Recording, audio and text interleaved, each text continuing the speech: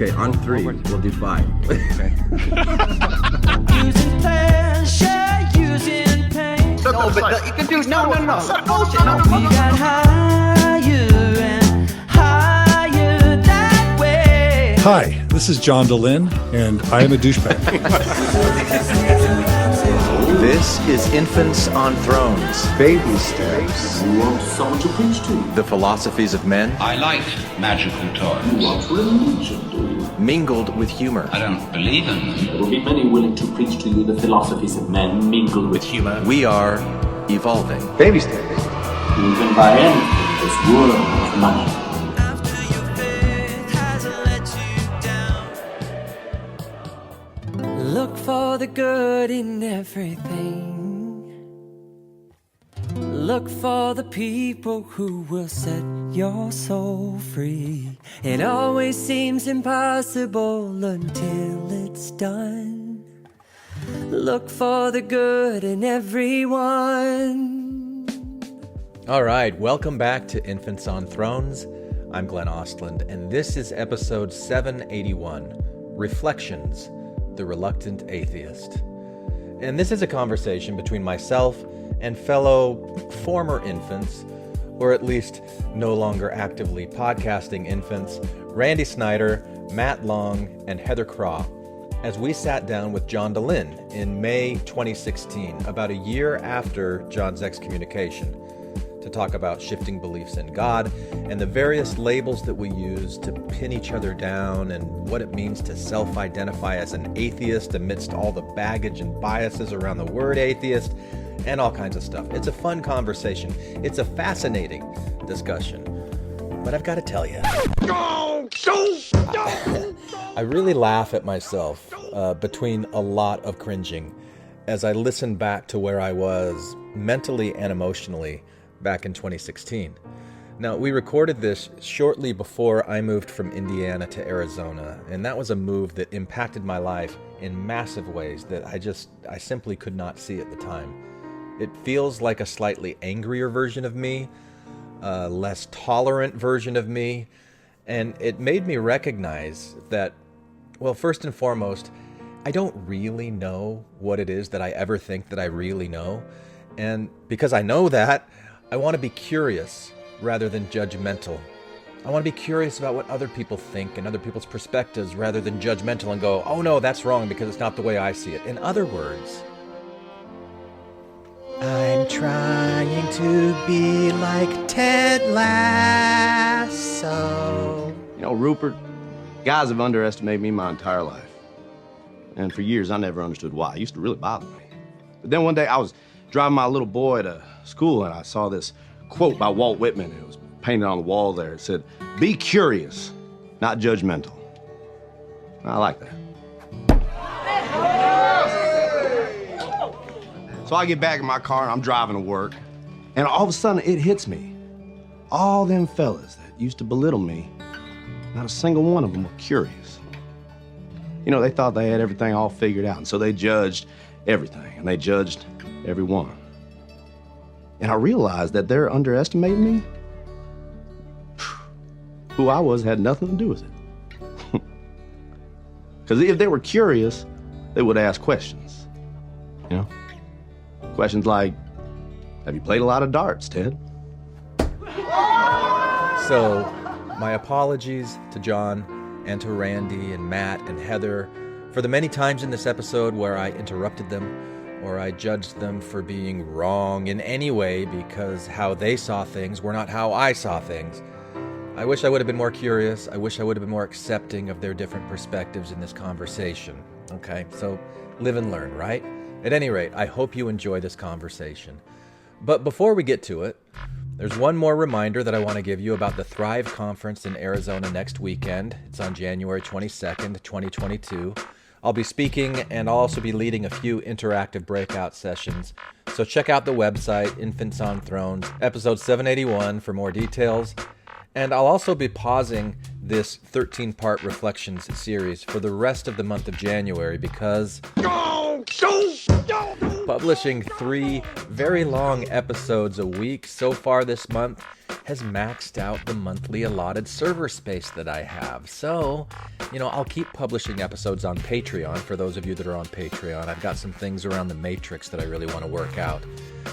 For those of you who aren't on Patreon, who are interested, please go and sign up. But it will be a few weeks before I reinstate this 13-part reflection series and then finish it out, hopefully in the month of February. I've got some fun things in store for that. All right? Okay, so there we are. Now let's get to discussion. Are you ready? All right, hang on. Hold on to your hats and glasses. Cause this here's the wildest ride in the wilderness.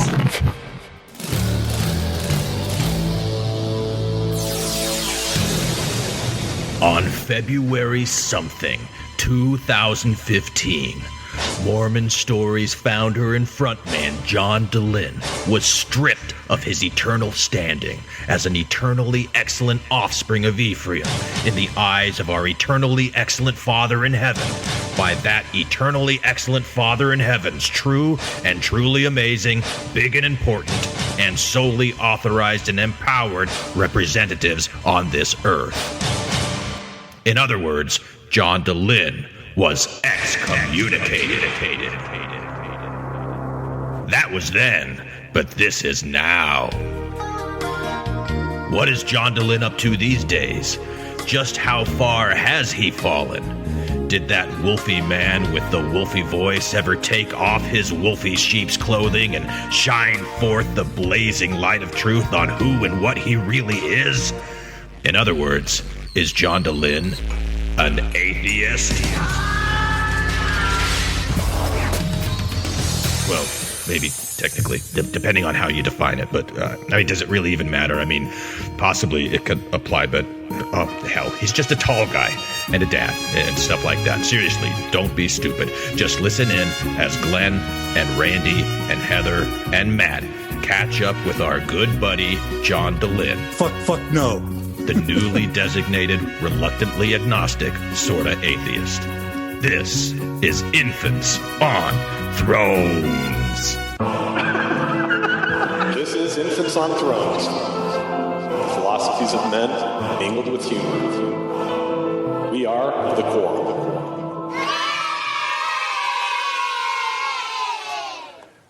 Okay, this is a clean recording now. Okay, yeah, cool. So nobody mentioned Kate Kelly. Yeah, so nothing that we said about Kate Kelly is going to make it in. Thank God. Yeah, well, I'm happy about that because I was really surprised what you guys said about her. I don't support it at all. Lean into the mic, Matt. It was still bad? Damn. All right. You got no discipline, man. I know. Horrible. But behind me, I've got this little kind of psychedelic wall going behind me. It's pretty cool. Nice. Yeah. All right, so John, tell us about post-excommunication life. Oh, well, anything in particular? What do you want to know? How has it changed your life or changed your approach or anything like that? What's the impact been?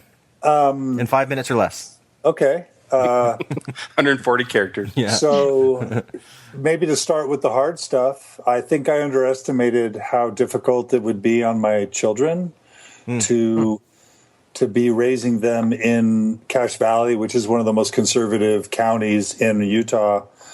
And, they lost friends. Kids wouldn't invite them over to their house anymore. Certain kids, they just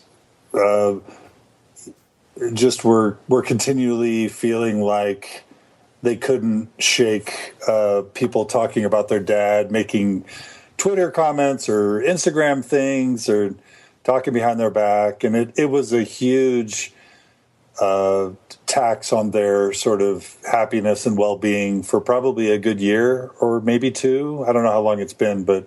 Can I ask you how most TBMs in the area found out about you even being excommunicated?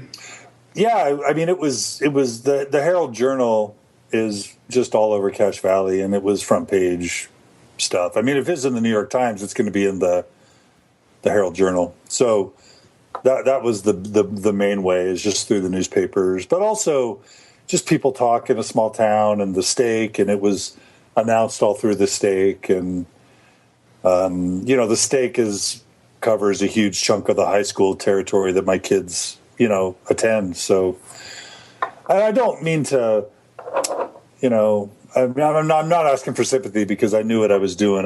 But maybe I just underestimated how hard that would be. For a good 6 months, everybody was desperate to move out of our neighborhood. One of the hard parts was just all these people. We had been in this ward 11 years. Our kids had babysat kids for years, and we'd grown close to a lot of families. And it's just imagine how you feel when you go to a ghost town. When we would walk around the neighborhood, people would just kind of go back into their house and kind of stop waving, stop being friendly, and just that eerie, chilly feeling of like being ostracized and marginalized by your local community. That all happened, and no one. I don't think anybody intended to be mean. It's just, what do you say? You don't have anything in common, and you don't want to get into stuff, and. Sorry to interrupt you, John, but it surprises me that is taking place, because you really didn't change from before to after. It wasn't like you became a different person, or your stances or the things that you were saying changed really in tone. I mean, it really just was the fact of membership that changed everyone's willingness to associate with your children.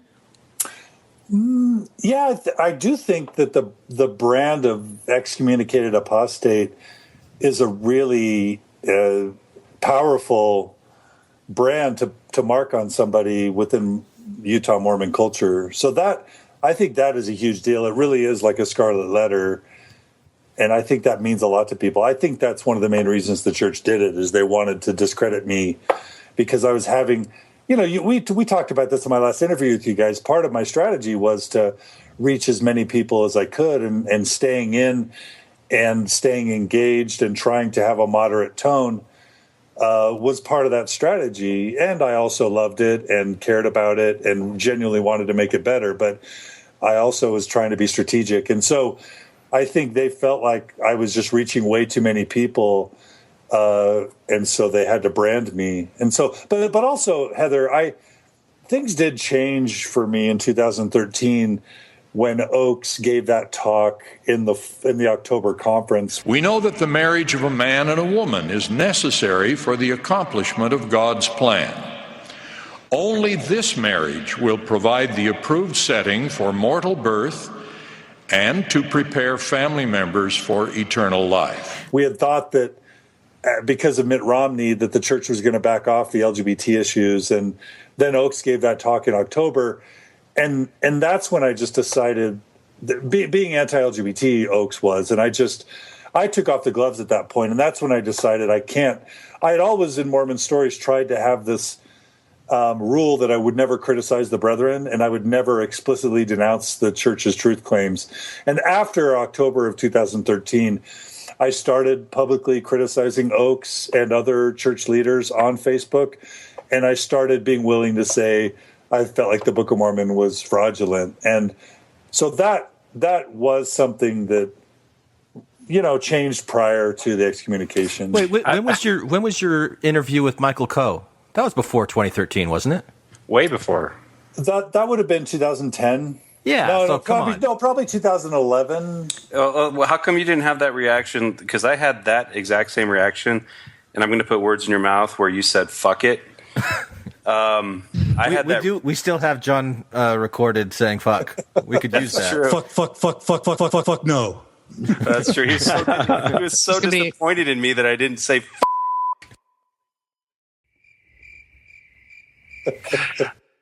But I had that exact same moment and reaction and follow up in the fall of 2010. Do you know what talk I'm talking about? Yeah. Packer, why would a loving Heavenly Father do that to anyone? Yeah. I guess you just weren't quite in the right place then, or at least you weren't weren't ripe enough.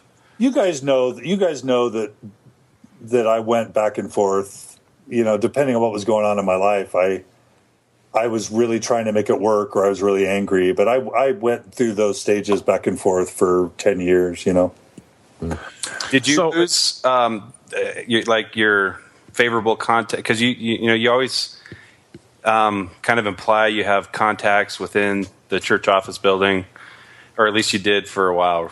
Is that unfair?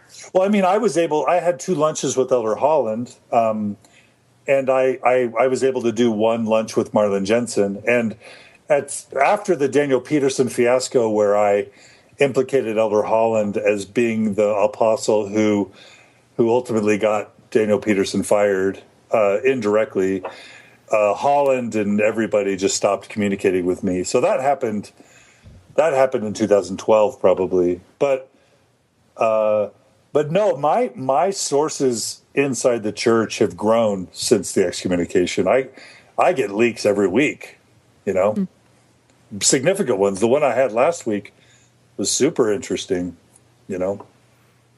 I don't. Yeah, I haven't heard. I don't know. Oh, I was leaked. So in June 1st,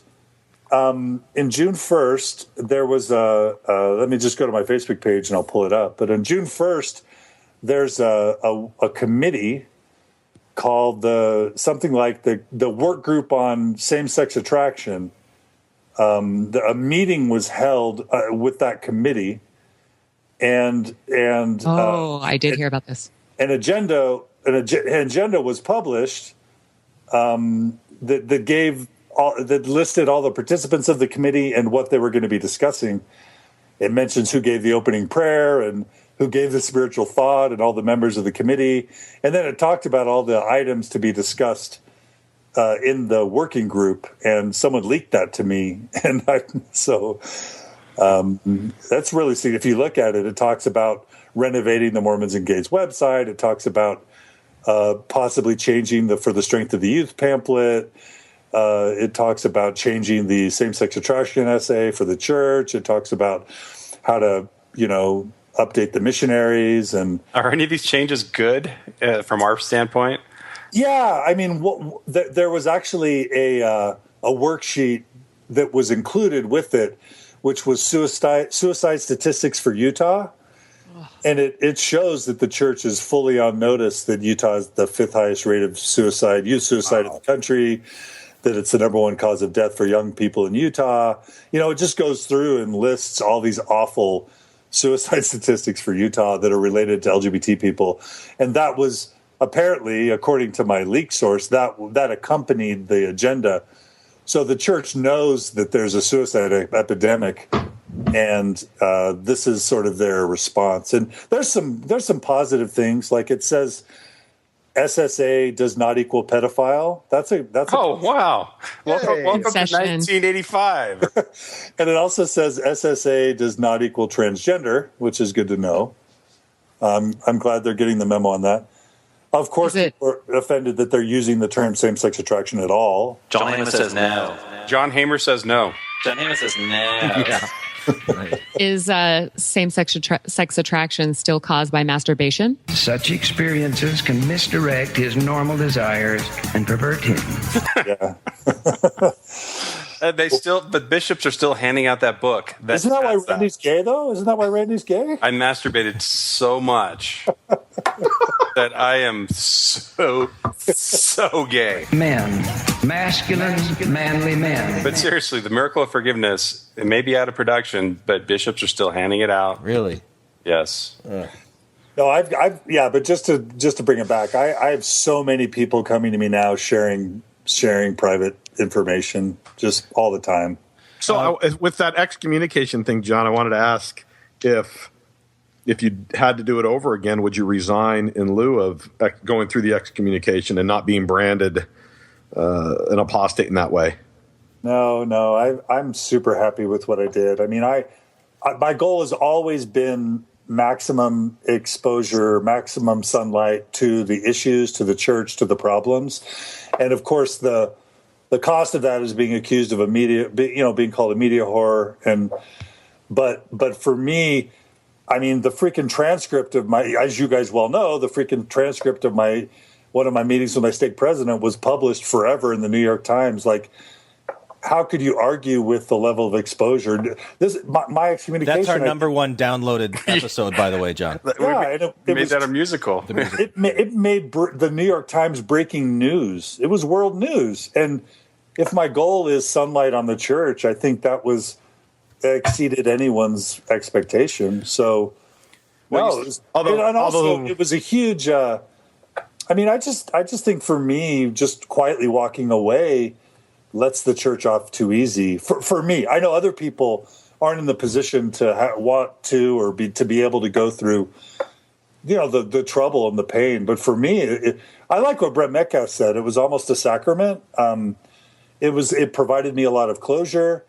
It helped. They were so awful that it validated all my decisions because they revealed themselves as just total, just inhumane robot bureaucrats. There was no Christ-like anything in the whole proceeding, and so didn't they go like shirts and skins, and 6 of them were for you and 6 were against you? None of the High Council ever said a word the entire time I was in the room. Not a word. You didn't have an advocate? There was no one who ever spoke. It was only the stake president who spoke, and it's a kangaroo court. he read a transcript that was prepared for him, I'm assuming, by Curtin and McConkie, because he never strayed from reading the transcript of the proceedings, and he told me just what he told Jeremy Reynolds. You are not allowed to ask us any questions. You are on trial, not us. And so we will not be answering any of your questions, so don't bother asking. You will be given 1 hour, and any question you ask is going to be detracted from the time that we give you. So you're just wasting your time, basically, is what they said. So I'm wasting my time anyway. What am I getting out of this hour of you reading something to me?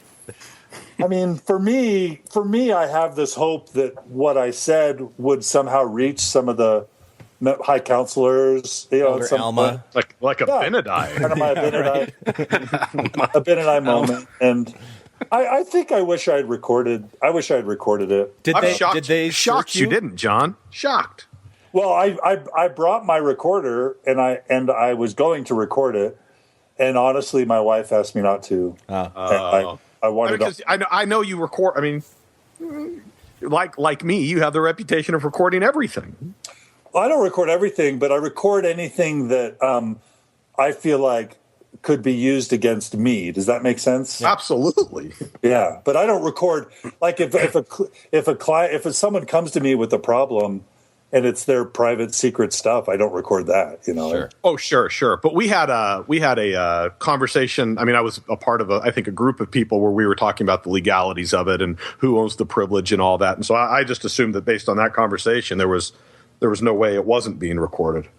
But with Margie, I totally understand that. I mean, that's the only other reason I didn't record it is because they made me sign a piece of paper promising that I wouldn't, and I just wondered, do I want to lie, and how would it look if I'm lying? Oh, but see, John, you just should have signed your temple name. I know. As soon as they excommunicated you, they invalidate that document itself.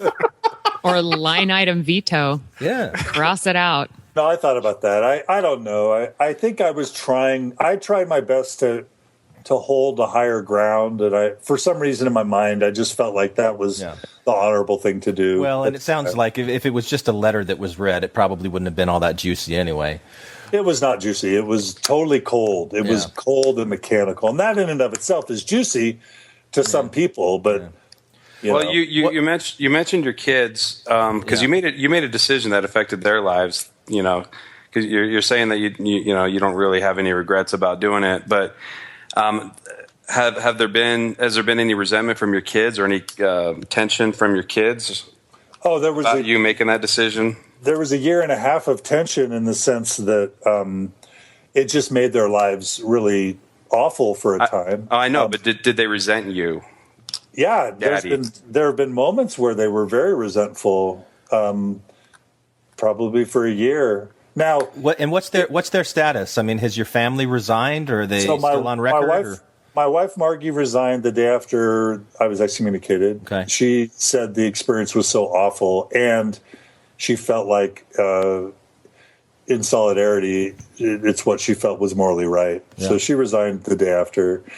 My oldest daughter resigned last kind of November-ish. When I don't know if it was right before the policy or right after, but I think she did some LGBT allies training at Utah State as a part of being an RA, a resident assistant in the dorms, and she felt like having her name on the records of the church was giving her sort of indirect endorsement of, and she just didn't want to be associated by name with them, so she resigned, and we didn't. She didn't tell us. She just did that. We would have never. She's what? She's like 19. She's 20. 20. Yeah. And then the other 3 kids are officially members, but they don't attend. Sometimes one of my daughters will attend with friends if her friend is like singing in church, she'll go with her kind of thing. But is that their choice to have their names still in, or is it just you just haven't brought it up with them? No, we believed strongly for 10 years that we want to do our best to not make our journey our kids' journey, and so when I didn't want to go to church, I still would support them going. When I went back to church, but they were out, I didn't pressure them to come back. We know that as parents we influence, but we just felt and still feel really committed. If this day one of our kids said, "I'm going back to church and I'm marrying the temple," I swear to you, we would say we fully support you and love you, because we just really believe in not in letting our kids be who they want to be. So yeah, well, and you know, I relate to that to a degree, because when we resigned, we did resign with our kids, and part of the reasoning was just that, so they can make their own decision, and if they choose to be rebaptized, they've got to go through that process at whatever point, whether it be now or 18 or whatever. And I absolutely would support them. I wouldn't like it. I'd encourage them not to. I think I could provide compelling reasons why not to. But if they really did choose to do that, they would. But I wanted to make sure that, because I made that decision for them when they were 8, I felt it was my responsibility to correct that and put them back to where we begin. And if they want to go forward, then they'd have that opportunity. Yeah. What's your thought on that, John? No, that makes perfect sense. I don't know. Validate me, John. Validate me. I do. Are our kids different ages? Well, when we resigned, my daughter was 18 or okay, 18, so similar ages, yeah. 18, 19, and then I had a 15-year-old and then an 11-year-old at the time. When I was excommunicated, like, one of my daughters was still Beehive president, and another one had just been released as Laurel president. Like, I think my kids, they really loved the church, and so I think for us at the time, it just would have been, we were active up until they called the disciplinary council. Like, that's how we would still probably, I don't know if we'd be active today, but you know, maybe November would have kicked us out. But if November hadn't have happened, we would still be active today. So it was just, we liked it too much, honestly. And so I don't think for our kids it would have been the right. But for your kids, that makes a lot of sense. Well, in Cache Valley, I totally see a difference being where you are versus, even though I'm in Mesa, that's night and day. I mean, no, it's 80% LDS here. Yeah, not 10%. Yeah. So John, your dad's an interesting guy, and he lives in Cache Valley. How's he responded to all this? Because he's still a believer, as far as I know, right? He's always, he's the guy who didn't want me to go on a mission. He always told me he hated the temple. He told me that the Book of Mormon was not that interesting. It was the New Testament that mattered. He wanted me to come home off my mission when things got hard. So he's always been an unorthodox guy, but he's just a big believer in Christ, and he's freaking, I swear to you, the guy's 82. The church shovels the snow off his driveway twice a day. The other day, I couldn't, the airport's an hour and a half from where we live. I couldn't go pick up my dad. His home teacher, and he was arriving at midnight, his home teacher put his 4 young kids in the van. They fell asleep, and his home teacher drove an hour and a half to pick them up from the airport because I couldn't do it. Like, I want him to stay a member. I don't want to have to do all that crap, I mean, I am there for my dad when he needs me, but would I rather have 200 people also there to look after my dad. That's a great deal when he's 82.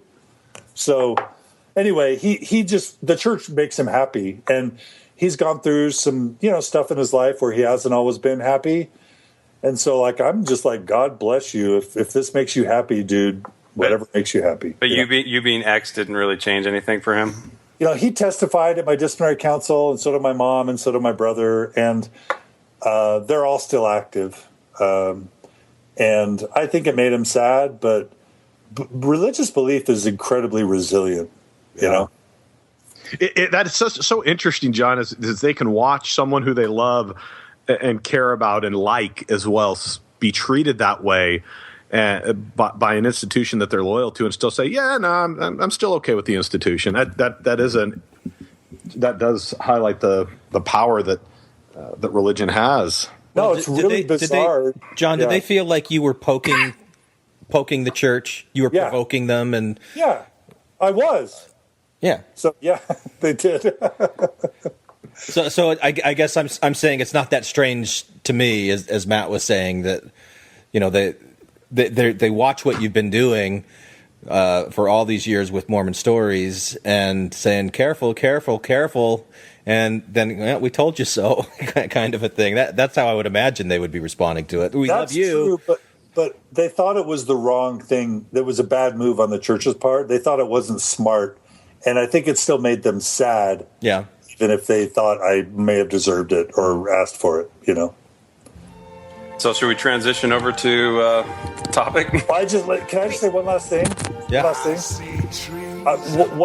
In spite of all the hard stuff, I think the most important message is how amazing things are. So I can say, with crossing my heart, things could fall apart tomorrow, but my marriage with Margie is by far the best it's ever been.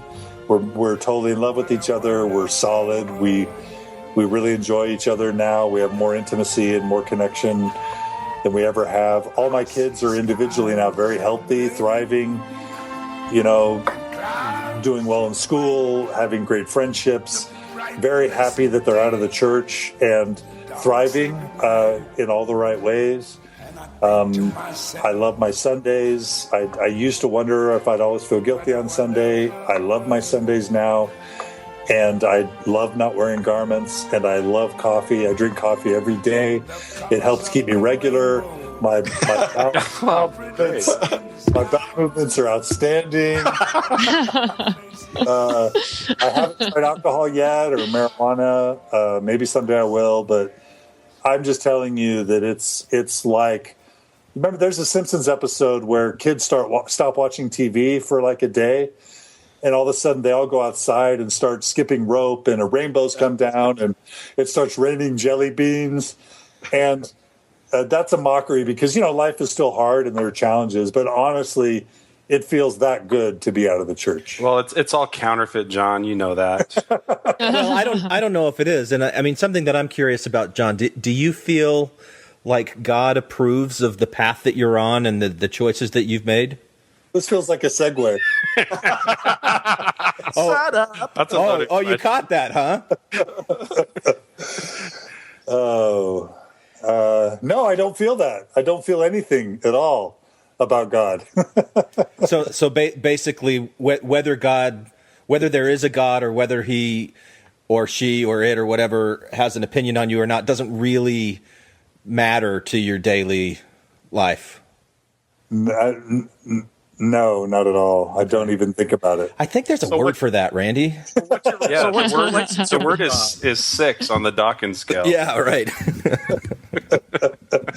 Let's jump in, shall we? Before we jump in, what does it feel like, John, to just have a random fucking thought and have hundreds of people respond? I'm just wondering. You guys have that. What that week. Power? That's a tremendous power you have. You guys know that. You have the same thing. No, we don't. Yeah, you do. There are dozens of us, John. Dozens. We have a lot of times just the same thought over and over again, too. Yeah. We're on a loop.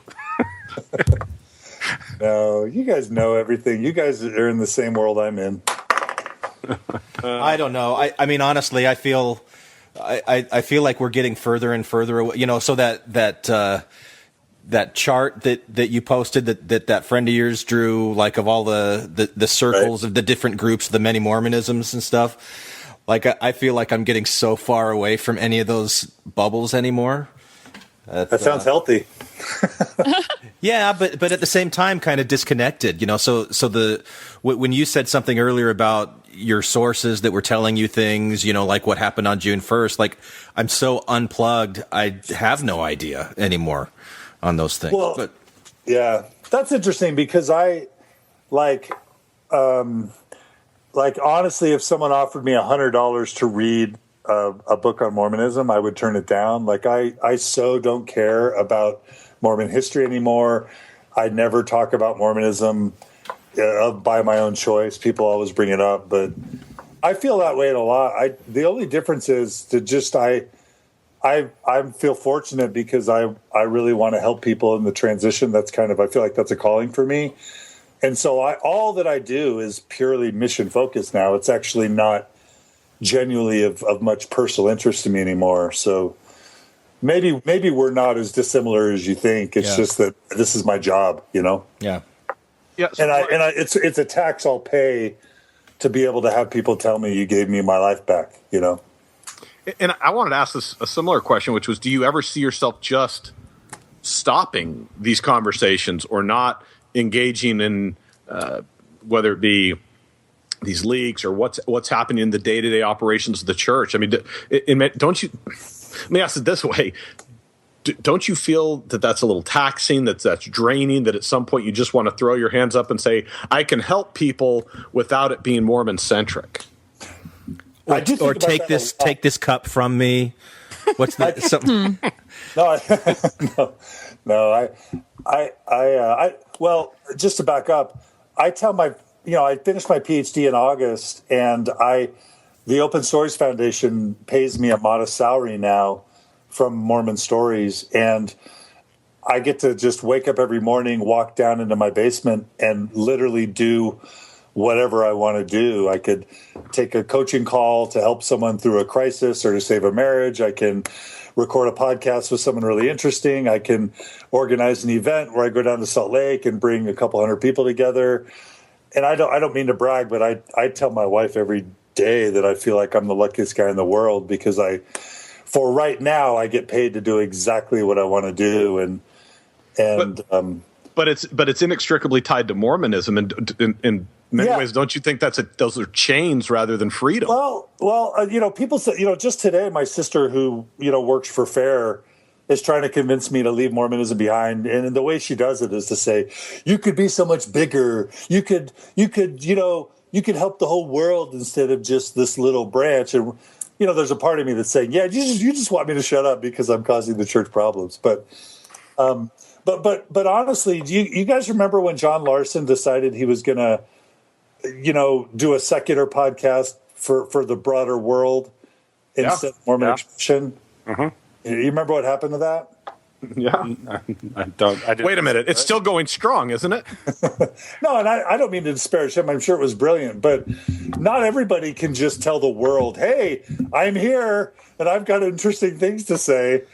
You kind of have to come out of a context. And I don't think, I just think sometimes I feel like maybe that'd be fun to try. And I play with that idea a little bit, but I just want to be relevant. And if I know that I can change more lives by doing something bigger, I would make that change. But I'm not arrogant enough to assume that just because I told the world, "Hey, I'm here, I'm coming after you," that people would care. There's probably a lot of people that would go, "Who are you and why should we listen to you?" And I'm just not so convinced yet that would work. I would disagree with Matt in characterizing it as chains. I would say that you found a very comfortable niche, but a niche that is also affords you the opportunity to make a lot of change, like real change in real people's lives. But it's also like your PhD. You've been studying a discipline for a certain number of years, and you've developed an expertise. So what if you took that PhD and did something like dentistry? You can't just like switch to something that you don't have the expertise in, and Mormonism is your soup. That's where you've got your expertise, and I think that's because I've had these conversations with Matt recently. Getting tired of Mormonism. Are there other things that we could do? I'm just like I don't know what I'm good for other than reflecting on my own experiences with Mormonism, and I don't even know how good that is. Yeah. I think you guys are, I mean, I'm on this show because I see how much of an impact you guys have. I honestly, I don't want to sound arrogant, but I try not to waste my time, and you guys make a big difference, and that's why I'm on this show. And I respect what you guys do. And, who in the world gets to say they made a big difference in people's lives? And what's an issue that affects people's lives in a more significant way than a conservative sort of stifling religious experience? And so I think I see this as sacred. I don't mean to sound cheesy. I'm 11 years into this, and I see this as really sacred work. And every day, you and I and other people who are in this business get to have people say that we changed their lives. We saved their lives. We prevented suicide. We prevented divorce. We helped improve mental health. We gave people freedom. And, I don't think that's a trivial place to be. I just like it when people say that they spit coffee out of their nose while they were driving. Yeah. That's something. Well, it's even that is you're touching people. You're making them laugh. You're helping them feel good. You're entertaining. And that's special, too. Well, the main sentiment we get is that people say we help keep them sane. Because a lot of people out there in that world, and, if you left, John, that would be such a void that would be to be filled. I think it would be really detrimental to the post-Mormon, just platform. But and quite frankly, I wish John Larson would have stayed around because me too. Yeah, me too. He did really good stuff. Me too. Yeah, me too. I mean, I John, think that every day. Right. Yeah. It's really unfortunate because he is really talented, a really talented guy. He's brilliant. He's brilliant. Yeah. Shit, forgot my point. Sorry. Yeah, you derailed me. Oh no, I was going to say the main sentiment we get is that people that feel alone feel like we help them through that transition to keep their sanity, and that when I get that a lot, and we get that a lot, and it's that's what keeps me doing this, still talking about this goddamn church. Well, yeah, humor is so important, and we just forget everything's so serious. And part of your guys' brilliance is that you just bring humor to things. And well, we try. That's huge. We're not as funny as we think we are. I get that, and we've been told that many times. People love your humor. Well, this has been good for me because I really have been a week away from just packing it in and not doing the podcast anymore. But because I want to be done with Mormonism, I want to not think about it, monitor it, talk about it, and I wondered if it would be healthier for me if I don't. But I do keep coming back to a lot of the things that everyone's saying, and like Glenn said, we've been talking about this a little bit lately, and so this is good timing. This is I'm feeling more and more re-energized. So.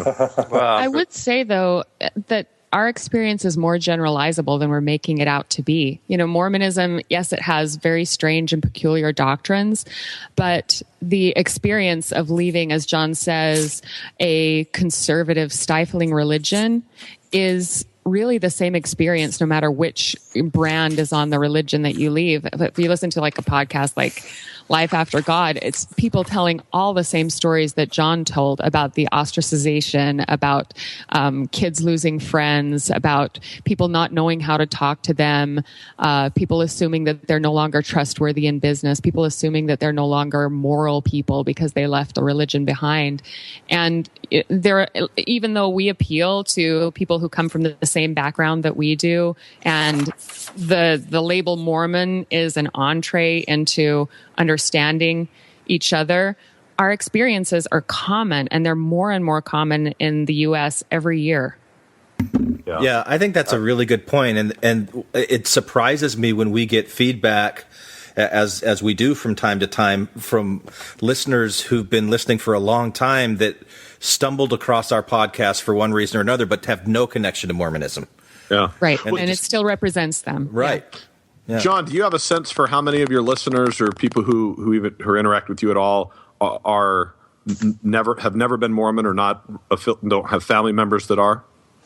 I think I get at least an email a week from like some Jewish person in New York, or a Catholic in Texas, or I haven't ever got like a Scientologist really, or Seventh-day Adventist, but yeah, evangelical psychotherapists who treat Mormons,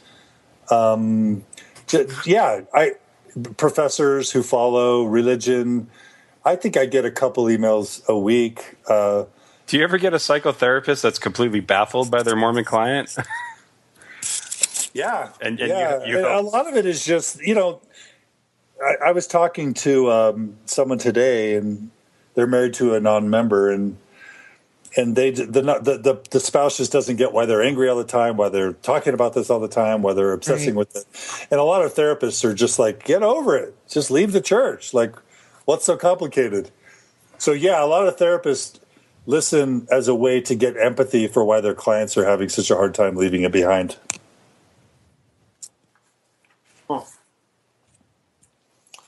If that makes sense. So how, I don't know if we want to segue into the topic, which I just want to keep going because this has been fun. But how do you identify yourself then? I mean, what is your relationship? That's the segue. Let's read the post that John put on his Facebook page. Then Smackdown inspired this whole thing. Yeah, it's too short for a Smackdown. We're not going to read through all the comments.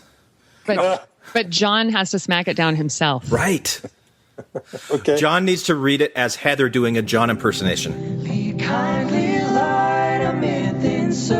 Hello and welcome to another edition of Infant Stories Podcast. I'm your host, Jane Dehlin, and we're super excited, as always, because today we're going to be talking with somebody named Sage. That's his real name. It's a dude, I swear. And we're going to ask him about his life in the church and his work with Mormon Allies website and his disaffection. It's going to be super exciting. And then in the 7th hour of unedited footage, we're going to ask him about why he's resigning his membership from the church. But before we get to any of that, let me start with the most important question for you, Sage. I think all of our listeners are wondering, and that is, what do you think of me? When you first heard my podcast, was there anything charming or interesting or engaging or challenging or wonderful or fantastic about me that really drew you to me immediately? Let's talk about that. I would love to hear that. Yeah. You're hard to do the voice. You have what is known in the singing profession as a woofy bass. And that's very hard for a woman to do. Wait, what's the adjective? Woofy. WOOFY, woofy. I thought it was wussy. Not wolfy like a wolf. It's wolf like your dog. Woof, woof. Woof. No. Well, anyway, pray continue. Am I reading it? Yeah, it's John doing a Heather doing a John impersonation. Heather, do I want to get it in my ears, so Heather, imitate me for just a second. Oh, gosh. We're very glad we're going to have a wonderful discussion. It's just going to be great. I can't do it. I don't know. Oh, no. You were just getting going. You were right there. Oh, I wish okay. If only I had my Facebook open, I'd read it. No, please. I'd rather hear John's, his impression of me. Okay. Of you? Sure. Oh, no. This is too meta. Just read it. Okay. I don't think that I will ever identify as atheist or agnostic. While I have tons of respect for those who do, parentheses, 'tis not an easy lot, close parentheses, here's my reasoning. If religion is made up / man-made, ... then it doesn't deserve a portion of my identity. After all, I don't self-identify in reference to hobbits or elves or trolls, so why self-identify in terms of religious non-belief? How about truth seeker is an identity? Your favorite way to self-identify? ? And that's the end. So what inspired that? Man, I would have to think back as to what was going on that day. It was like 3 days ago, man. It's like June 2nd. June 2nd. Yeah, but it was 12 posts ago. No, it was 25 posts ago. I don't know. I don't know why I said that. I don't remember what was going through my brain, but I can tell you what comes to mind now. I think that I'm always thinking about how to be effective with people and how to not turn them off. And I know that I'm really polarizing sometimes and that's inevitable for me. But I think I was thinking about how limiting the terms are because people are just willing to just ignore you or blow you off or dismiss you if you assume those labels. I also think I was just thinking about just how stupid it is that some dude makes this claim that he saw some supreme being 200 years ago. And I think it was, now it's coming to me. I think I read some paper about how some church historian had found some document about Joseph Smith and how he had come to some insight. And I'm like, holy crap, like some farm boy claimed to have some experience 200 years ago, and we're all still talking about it. Like we're obsessing about it. There's a whole Mormon History Association every year obsessing about the documents and claiming to uncover new things, and everybody's gathering around on Sundays rehashing statements about stupid fictitious stuff that happened 200 years ago. And I thought, this doesn't deserve the attention that it's getting.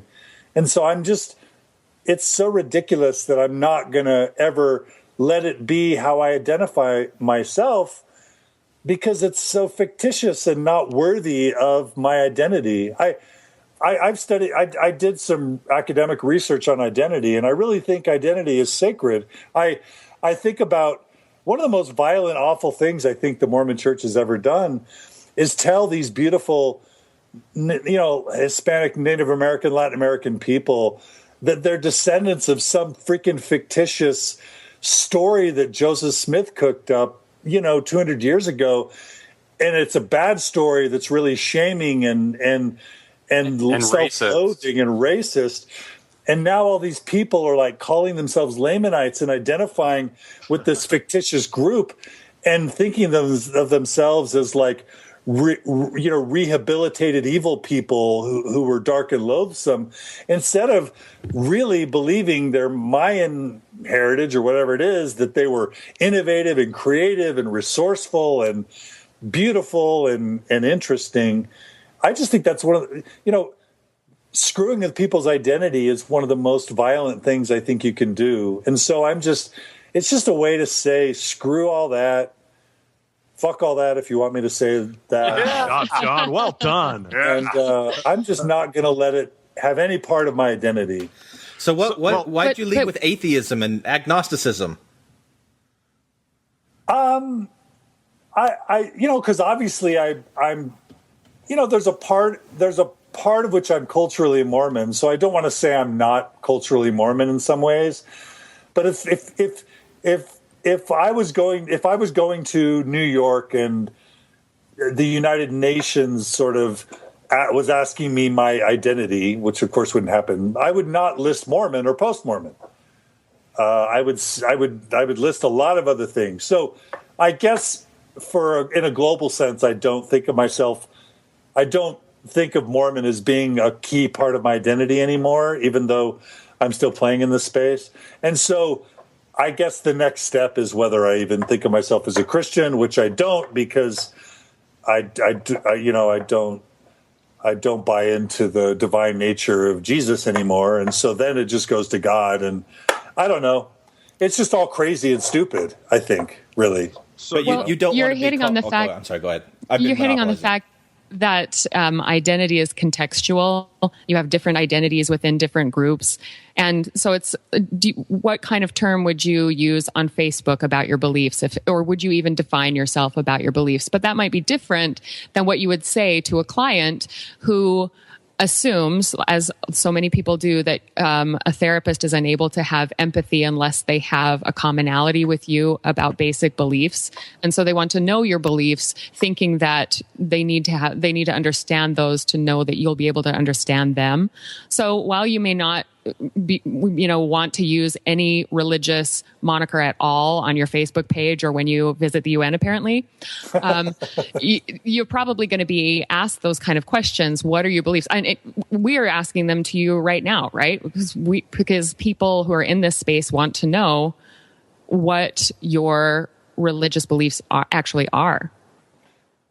Yeah, well, or are not. As far as my career goes, I guess the way that everything went down, anyone who would look to me kind of already knows kind of where I stand or has all these assumptions. So I don't know. I think I'm, for the audience that I'm trying to work with, I'm way past the point of being able to feign neutrality or objectivity in the sense of, hiding who I am. So I guess there's a degree to which I can't worry about that neutrality thing in the sense of how I portray myself. I can say that I'm very committed to the ethic of being neutral when I deal with my clients. And so it's very common for me to, if a client wants to believe, to say, you need to believe then. And if they want to be in the church, I say, you should be in the church. And just to be supportive of whatever their values are. But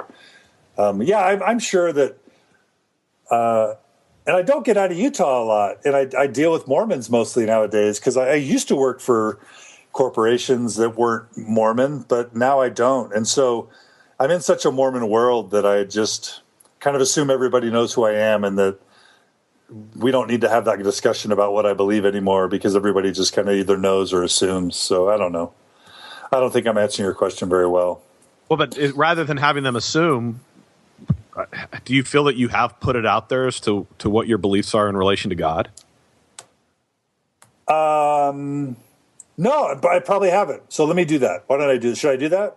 Yeah. I'm interested. Yeah. Okay. So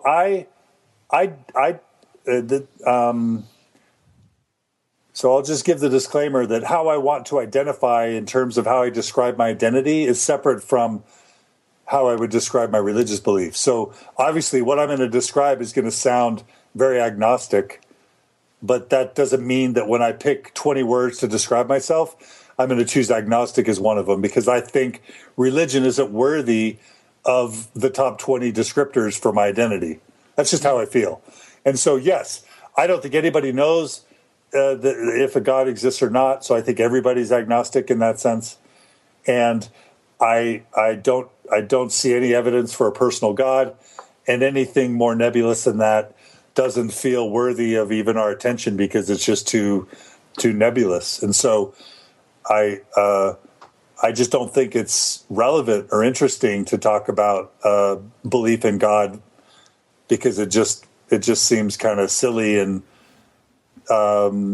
just fictitious. Now, I guess in theory it's possible there's a God, and so I'm not going to do, there's no God, because I just think that's right. Stupid. That's why a negative, that seventh category on the Dawkins scale, which actually isn't the Dawkins scale, it predates him, is a shell category created solely to be symmetrical with the first category, which is I 100% am positive that there is a God, because no reasoning person will say that they can disprove the negative and they're 100% sure that there is no God. So it's just an empty category. 6 is the highest anybody really gets. Yeah, but I'm going to play Bob here. I want to push back a little, and I want to double click on what I thought was not a fair analogy using hobbits and unicorns, because virtually 100% of sane people in America don't believe in hobbits or unicorns, but 85% of Americans believe in God. And it plays a very significant role in American politics. So one of the commenters I liked, he said, if this was 1860, I would identify myself as an abolitionist. But nobody needs to identify themselves as an abolitionist today. So to me, it's a relevant issue. It does matter.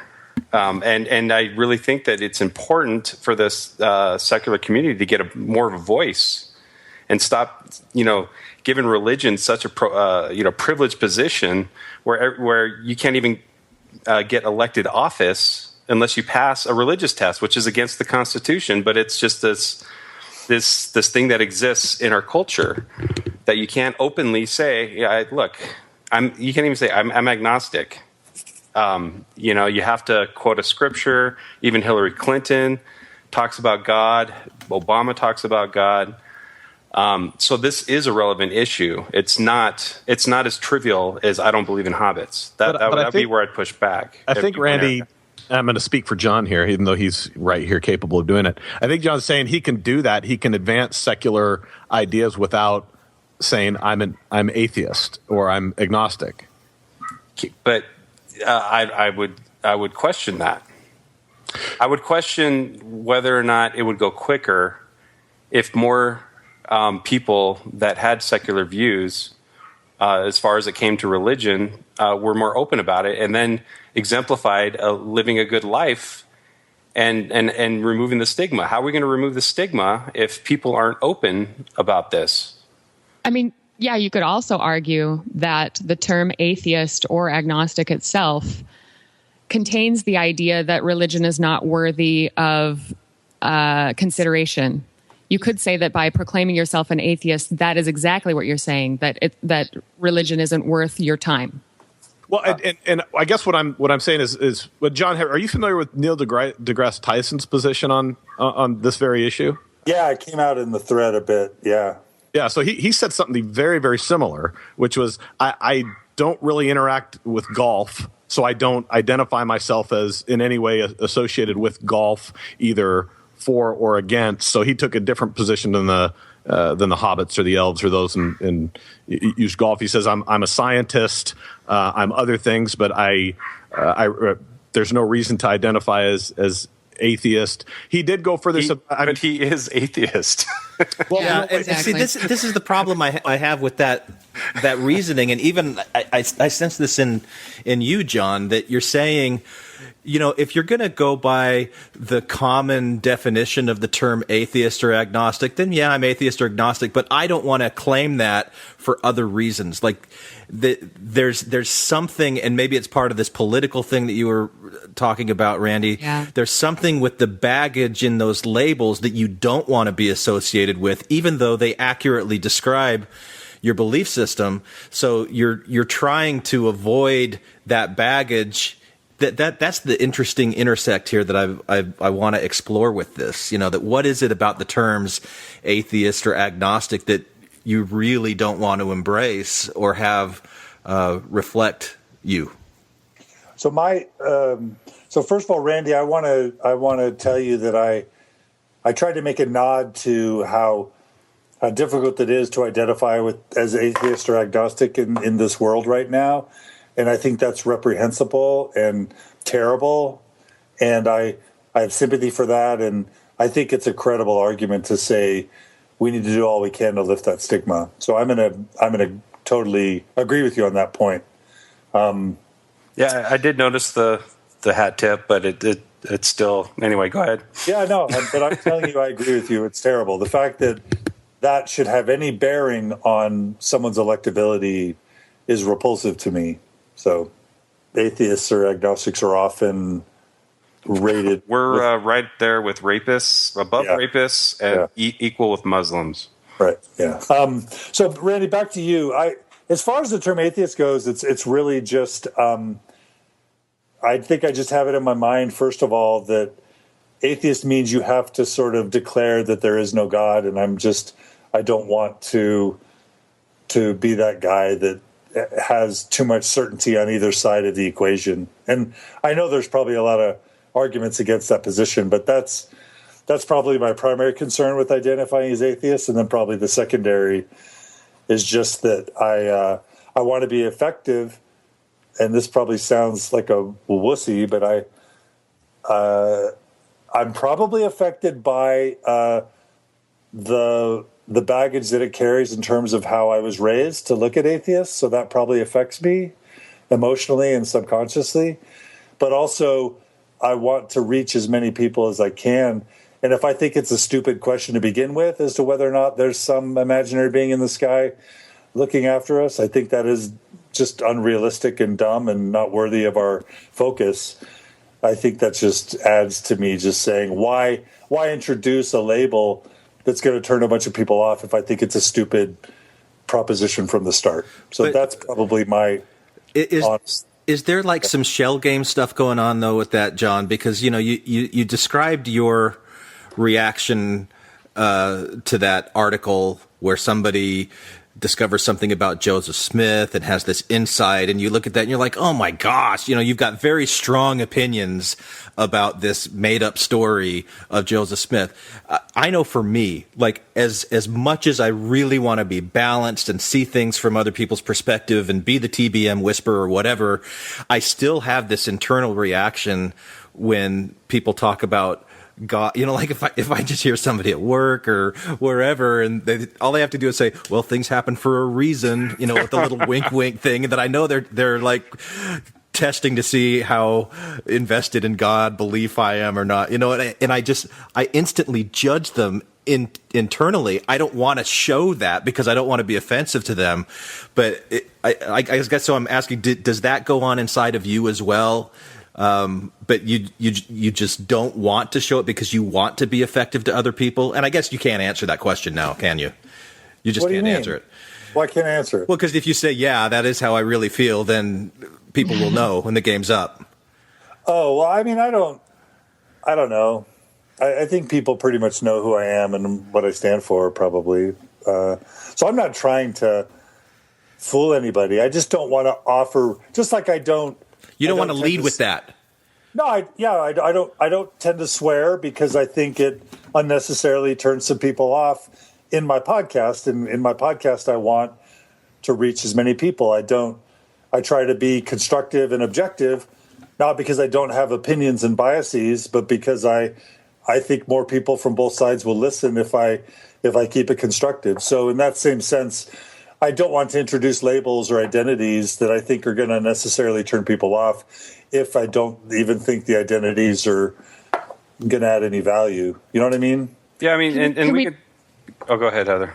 Can we talk about what those negative associations are? What exactly is the baggage? Because everyone says that, this term, whether it's feminism or atheism, I don't want all the baggage that goes along with that. But can we actually define what that baggage is? What are the negative associations that you have with the term atheist or agnostic that you want to avoid? Because my experience, it's that people think they confuse atheism with anarchists and think that you want to overthrow all governments, or nihilists who believe there's no purpose to life at all, or that atheists are necessarily amoral, that they don't believe in any kind of moral code, personal or legal or otherwise.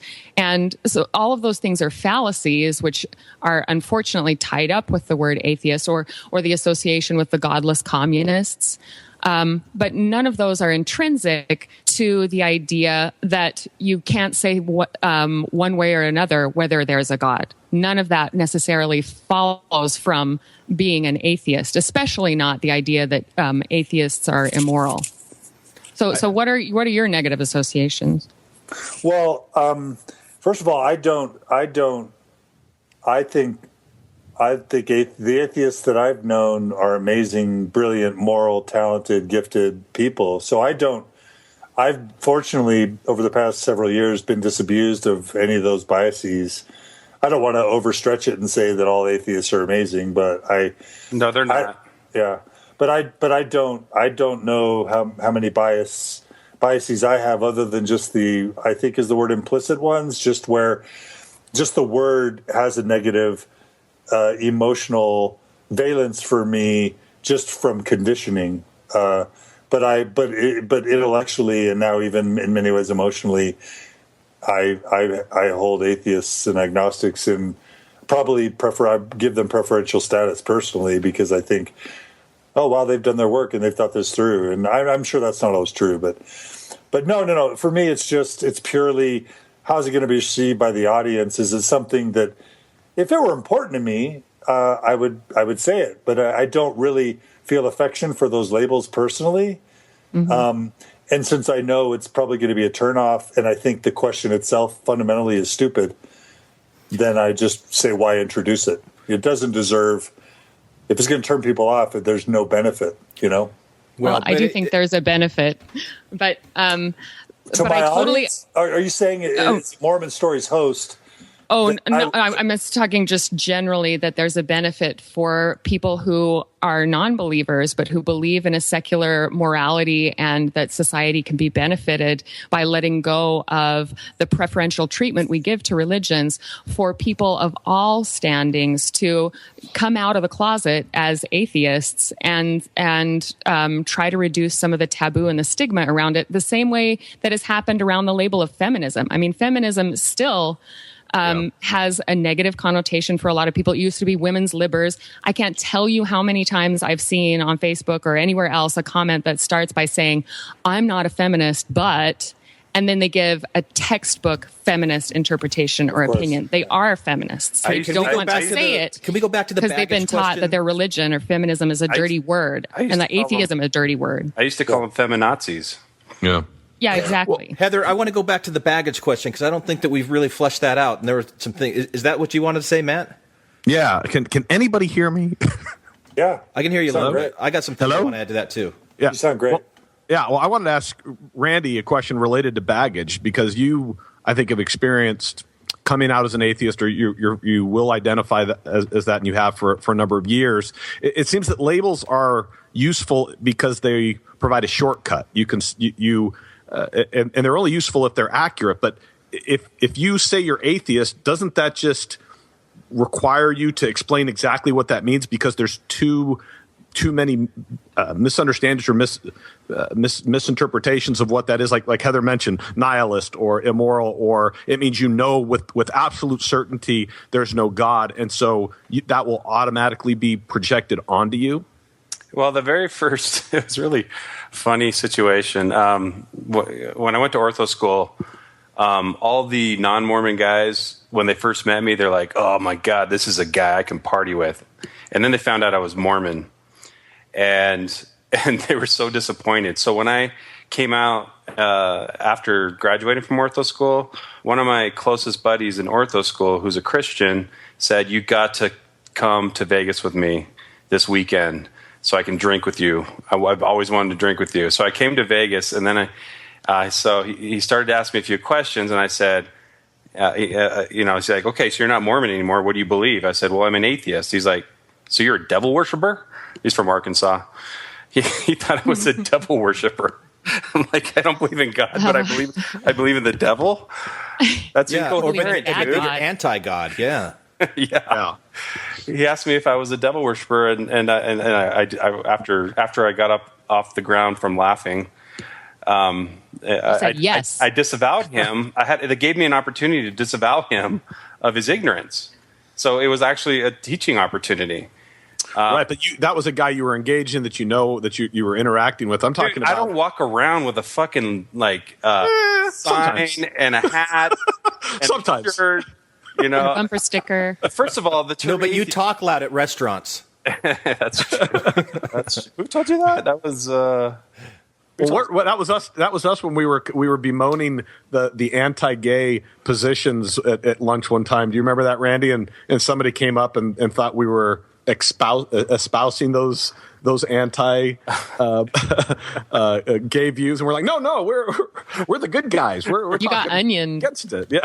Yeah. It was onion. That's right. Yeah, and there's been multiple opportunities with my staff. I openly tell them I'm atheist, and most of them are Christian. Almost all of them are Christian. And I've had many opportunities to talk to people on the side, to try to disavow them. But the term atheist is disavow. Why did I say that? Disabuse them of. Yeah. Anyway, so the term atheist, though, is not very informative. And I want to be totally fair to John that there is some baggage. Like there are some atheists that I don't want to be associated with. I don't want to be associated with some of the things that atheist groups espouse. And you automatically will be when you identify that way. I can be, but at the same time, it's an accurate description of me, and I'm not going to shy away from that accurate description, and then use it, use that opportunity to clarify what I actually believe in, not this narrow one little thing that I don't believe in. Talk about the things I do believe in, the morality I believe in, the politics I believe in, and why. So I don't think, like John, I would ever expect you to like put on your website, John Dehlin, atheist. But if somebody asks you, "Are you an atheist?" You're like, "Well, actually, yes, I am." That accurately describes who I am. It's funny for me to listen to you talk about what you believe about God, and then talk about atheists as if there's some other group. Well, but maybe a tactic would be, if they ask, "Are you an atheist?" you ask, "What do you mean by that?" Because then you ask them to expose whatever their baggage or their biases are.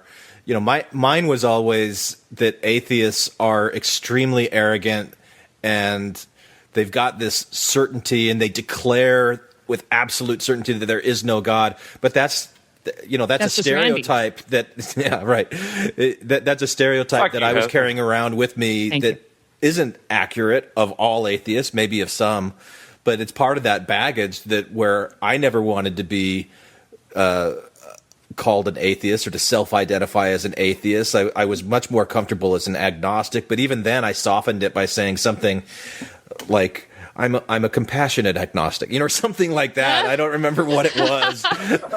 Like, I'm a thoughtful, I don't want my believing friends to think that I'm judging them, which I actually am doing, but I don't want them to think that that's what's going on, because I want them to be comfortable and be able to talk to me and not think that I'm just going to be arrogant, judging, dismissing them.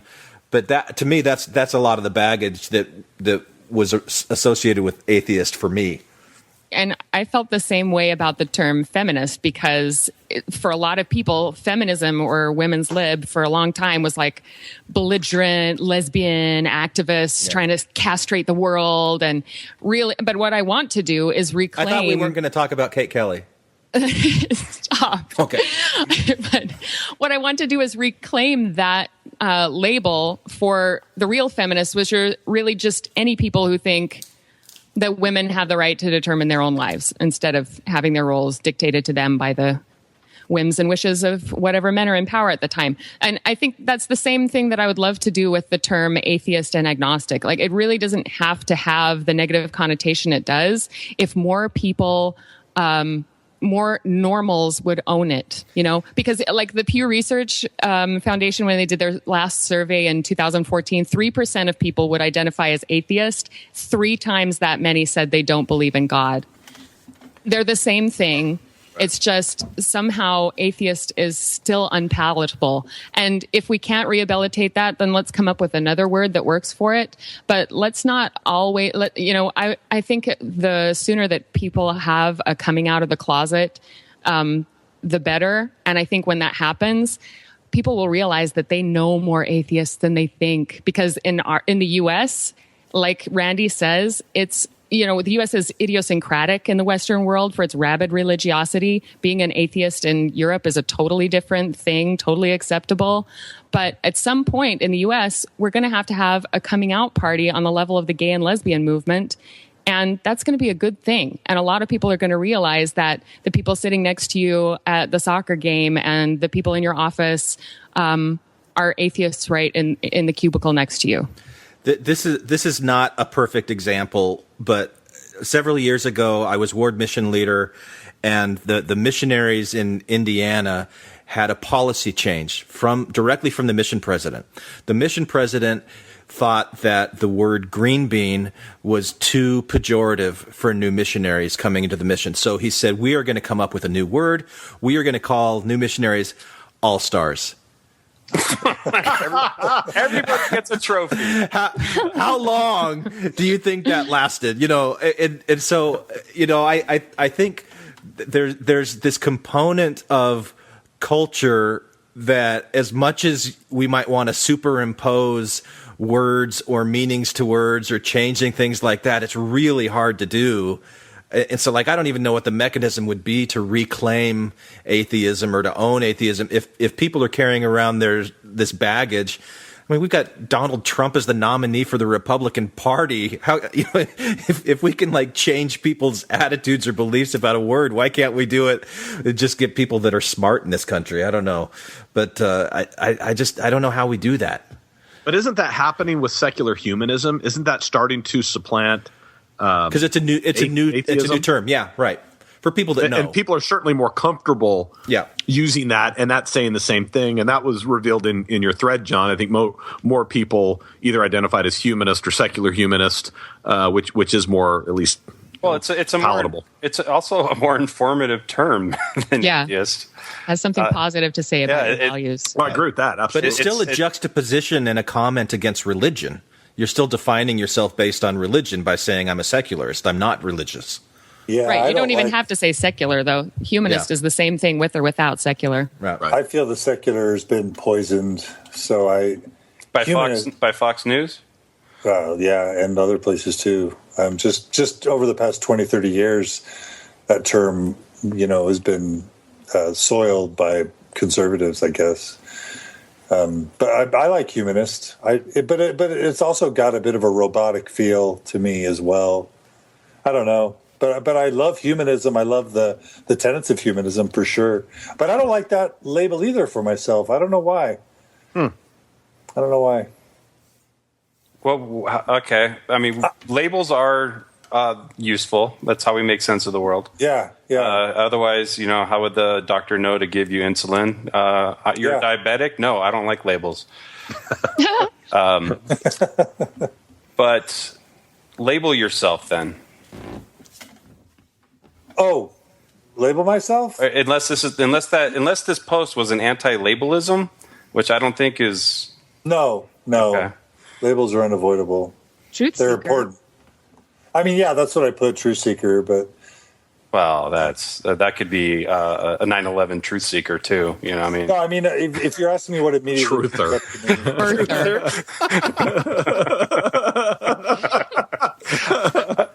I just put 9/11 in front of his truth seeker label.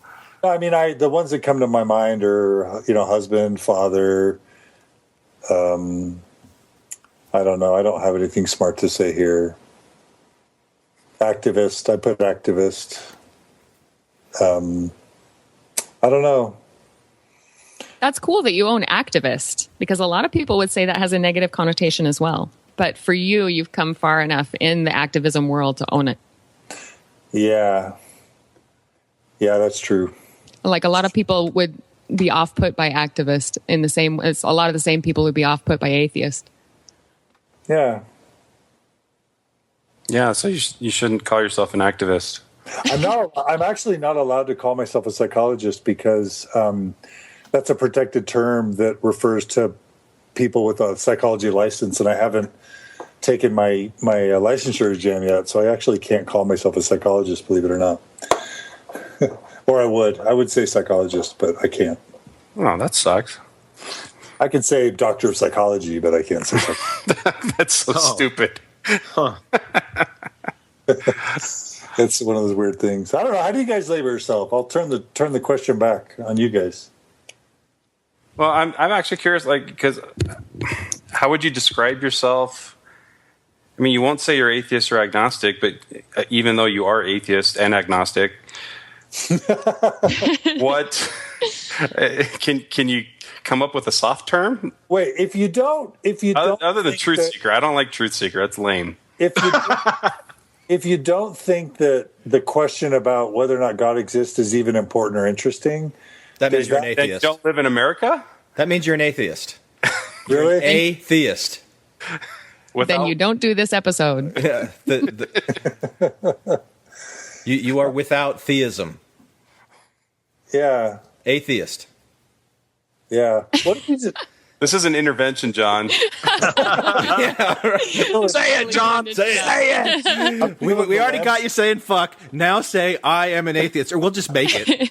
We'll edit it to sound. And then take a swig of whiskey. Just one.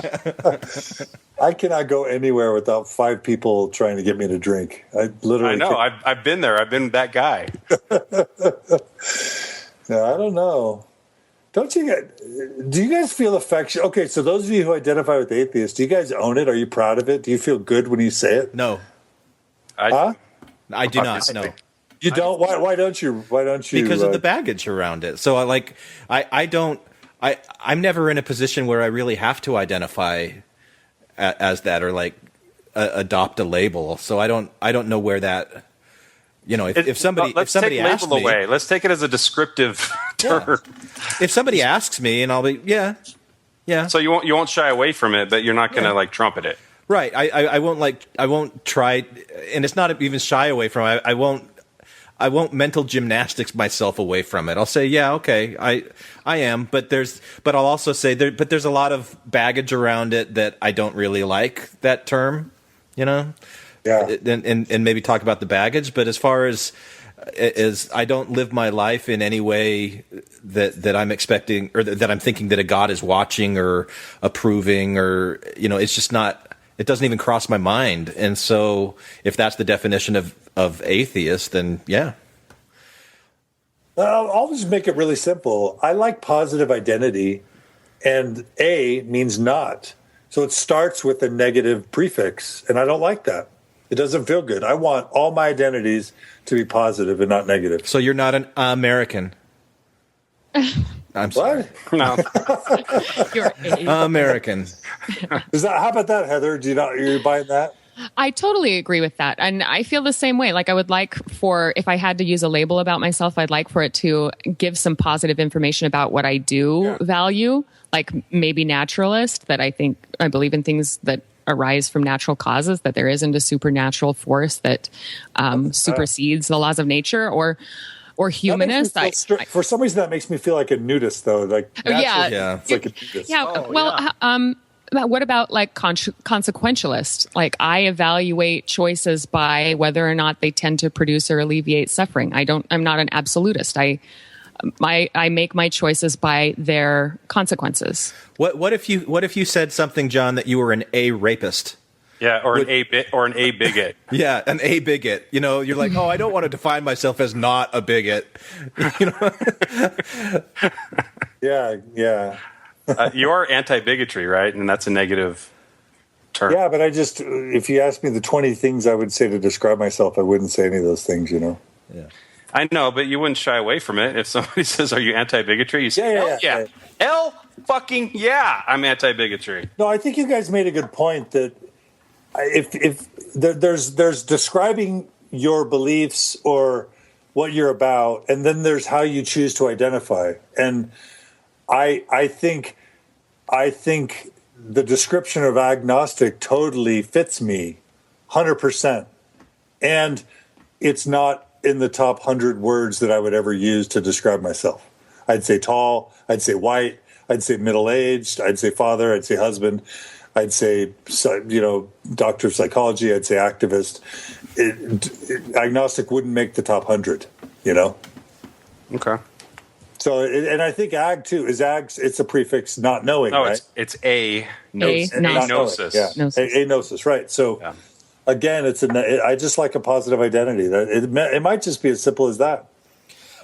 I think not having religion define your life is pretty dang positive. Yeah, it does sort of sound like, well, I'm not an agnostic, but I'm totally an agnostic, right? It sounds like that disclaimer. But to be honest, I think the only time that anyone's ever asked me whether I was an atheist or asked me to define my beliefs has really been in my PPI on this podcast. It just doesn't come up, right? Yeah. And I don't remember precisely what I said or whether I claimed atheist or agnostic or anything. I don't even remember what I said. Somebody will have to tell me in the comments to this episode. But nobody asks me, and I don't have the bumper sticker or the T-shirt like Randy either. But you guys, you would be shocked at how little my belief comes into my life in my interpersonal relationships and dealings with public people. I would be totally shocked. It hardly ever comes up. See, I feel like I'm in the minority then, because it seems like it comes up a lot. So many people. You live in Mesa, and that may be why, because it starts with it's usually with someone who assumes I'm Mormon because of the firm I work at or some of the circles that I run in or where I live. And so it's, oh, are you Mormon? And then that usually starts a conversation of how do I label myself, and that's been years into, oh, I'm this, I'm that, and now I just say no. But then it's, oh, well then, if they know I used to be, oh, so what's your belief in God? That is always the follow up to what the relationship in the church is, and that does come up, unfortunately, in my life over and over again. And so how do you? So how do you yourself? deal it? Yeah, that's really interesting. I say I'm atheist, and then I have the conversation that Randy talked about, and then they say, "Oh, so that means fill in the blank." No, atheist. If I have to, I say I'm an agnostic atheist. Oh, I thought it was one or the other. No, agnostic means this, atheist means this, and so I live my life as if there's no God, because it really isn't an interesting question to me. It doesn't impact my life at all. Therefore, I identify as atheist. And so the purpose of a label has become useless because it becomes an essay on these terms. It's not a useful term. That's why. But at the same time, so many people in the name of God are legislating horrible laws against women and against LGBT and against transgendered. And I just think that we need a bigger voice politically, and I don't know if that's going to happen until it happens more in entertainment. I mean, we've had House as an atheist hero, and I'm not talking about kind of a dick though. I know, and bullshit atheists like Matthew McConaughey in True Detective, where he has his come to Jesus moment. I hated that. Disappointing. Disappointing. I was like screaming at my television set. And more people in Hollywood, in the entertainment business, are coming out as atheists, with Ricky Gervais kind of leading the way at the Golden Globes over and over.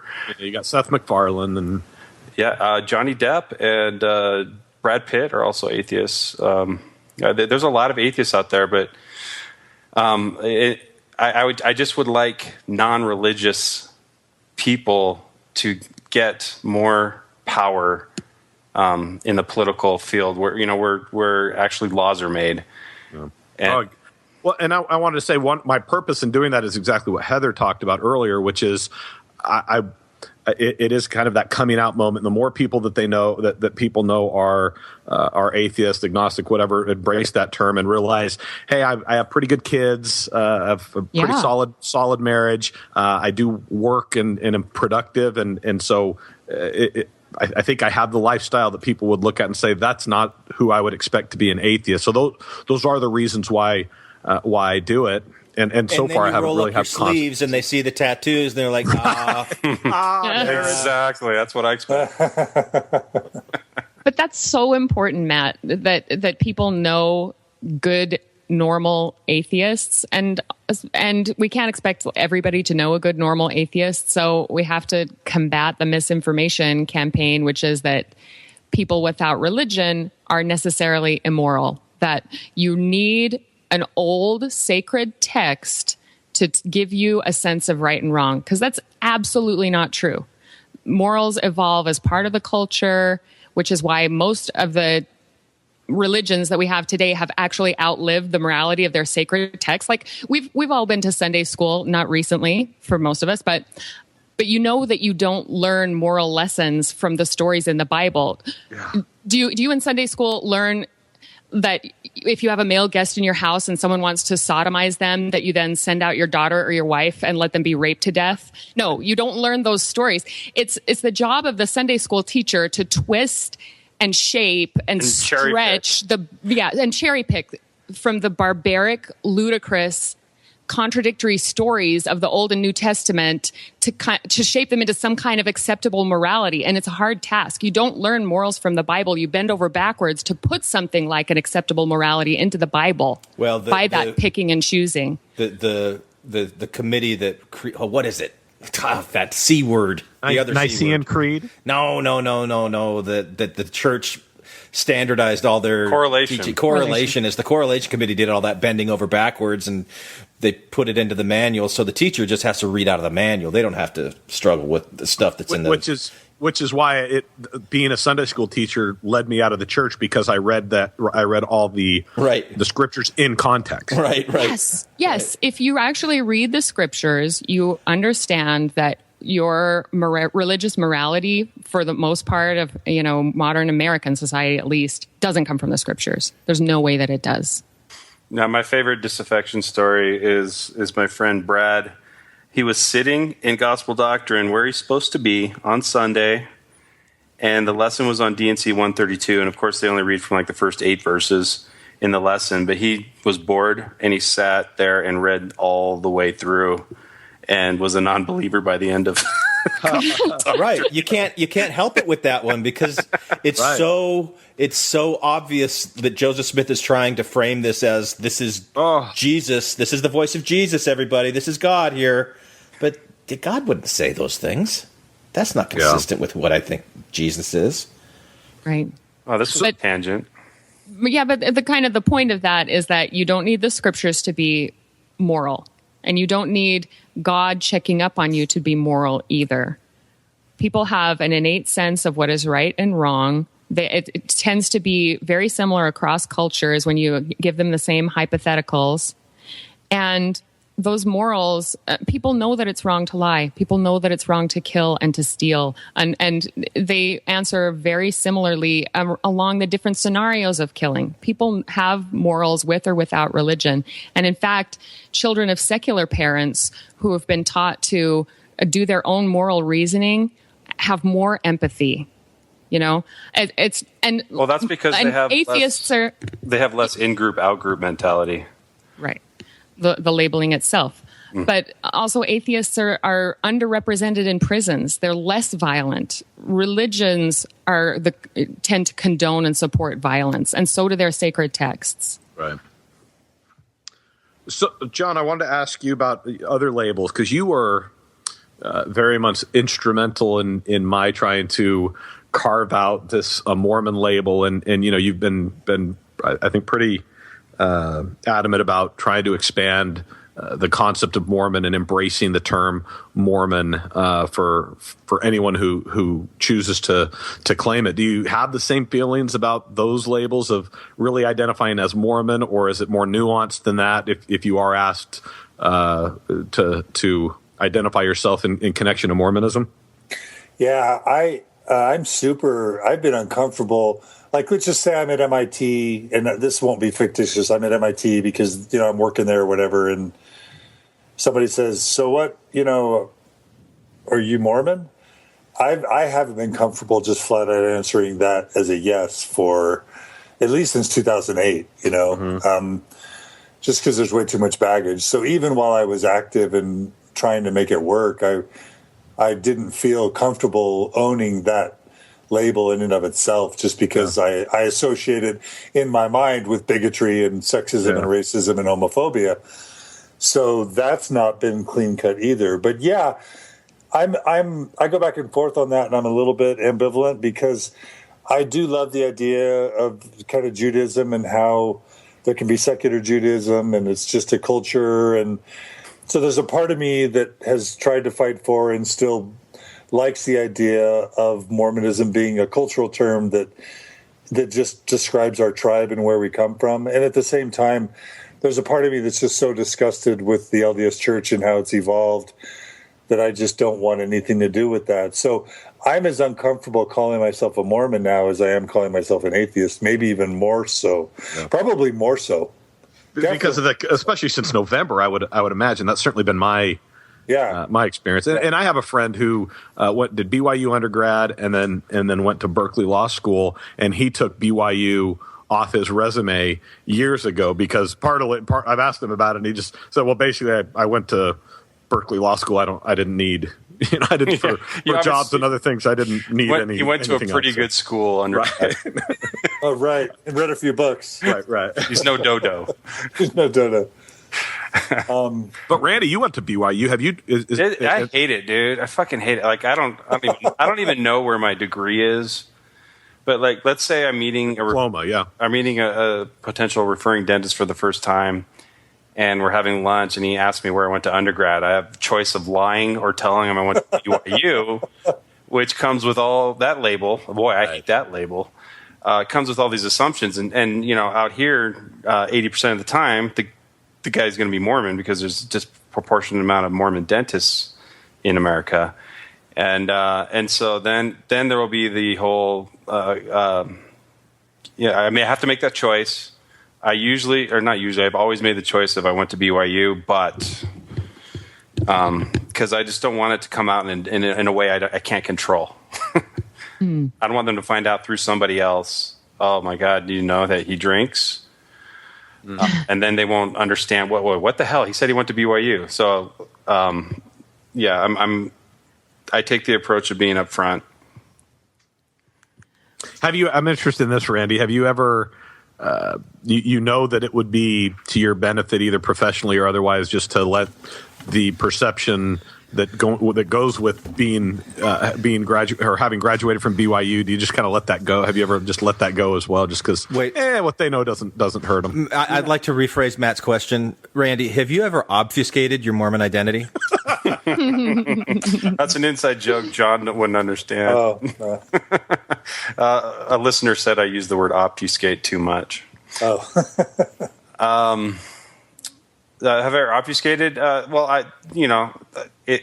It's on a need to know basis. I'm not gonna, like I said, if they ask me where I went to undergrad, it'll come up.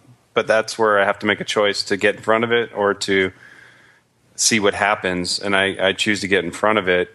But I'm not gonna trumpet that. Inevitably they're gonna see me. The way my group is situated. We're going to see each other at social situations, and so they're going to see me drink. So for me to bring it up doesn't help. But if they never asked if I went to BYU, then they would just, and that's what I would really like, is to be not identified with my Mormon past and just be a guy who drinks, just a normal dude who drinks. Does that make sense? I obfuscate my mission when people ask me, why do you speak Japanese? Yeah, why do you speak Japanese? I'm like, I lived 2 years in Japan. Oh, what did you do there? I taught English and stuff. Taught English? Yeah. Just, kind of like Peace Corps, except not really like Peace Corps. Service. Yeah, just like some service and volunteer. But you're not outright lying, because if somebody asks you, I'm obfuscating. Right. I'm just saying that's a little bit different situation, and I don't judge you for that at all. I've obfuscated for much more trivial reasons. Like in college, you get on the plane, you're tired, you just want to take a nap, and the person next to you is like, so where are you from? If I say Utah, then it's Mormonism and polygamy and blah, blah, blah, blah. It's this whole conversation. I'm like, I just turned in a final and I have to sleep. I'm from Boston.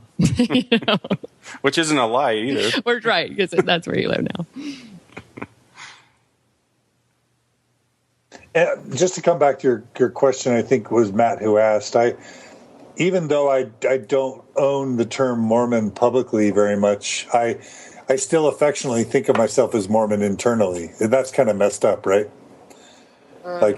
Because I get it, because you understand it, but I totally understand the baggage, and that you assume that Mormonism is inextricably combined with homophobia and sexism and racism. So that makes sense to me. Yeah, but it's also so much a part of your history. I mean, it's a huge part of your history. Yeah. I actually have sadness because I left when my youngest, besides the adopted kid who was 12, the youngest two biological kids were too young to even remember. They don't even know what the word baptism means. There's kind of a little bit of sadness in me that they don't understand at all that part of my past and my history, and their mom's past and history. Because even though we don't want to be labeled Mormon anymore, it's part of us. Yeah. And there are still so many good Mormons that are, as far as members and I think my family and friends, and those are people who I'm happy to associate with because they don't have they don't have any of those negative things. So I get that part of me would like to be able to tap into my past more, but I'm at this point I do feel more a Mormon than Mormon. What about ex-Mormon or an anti-Mormon? I mean, what do you think of those labels?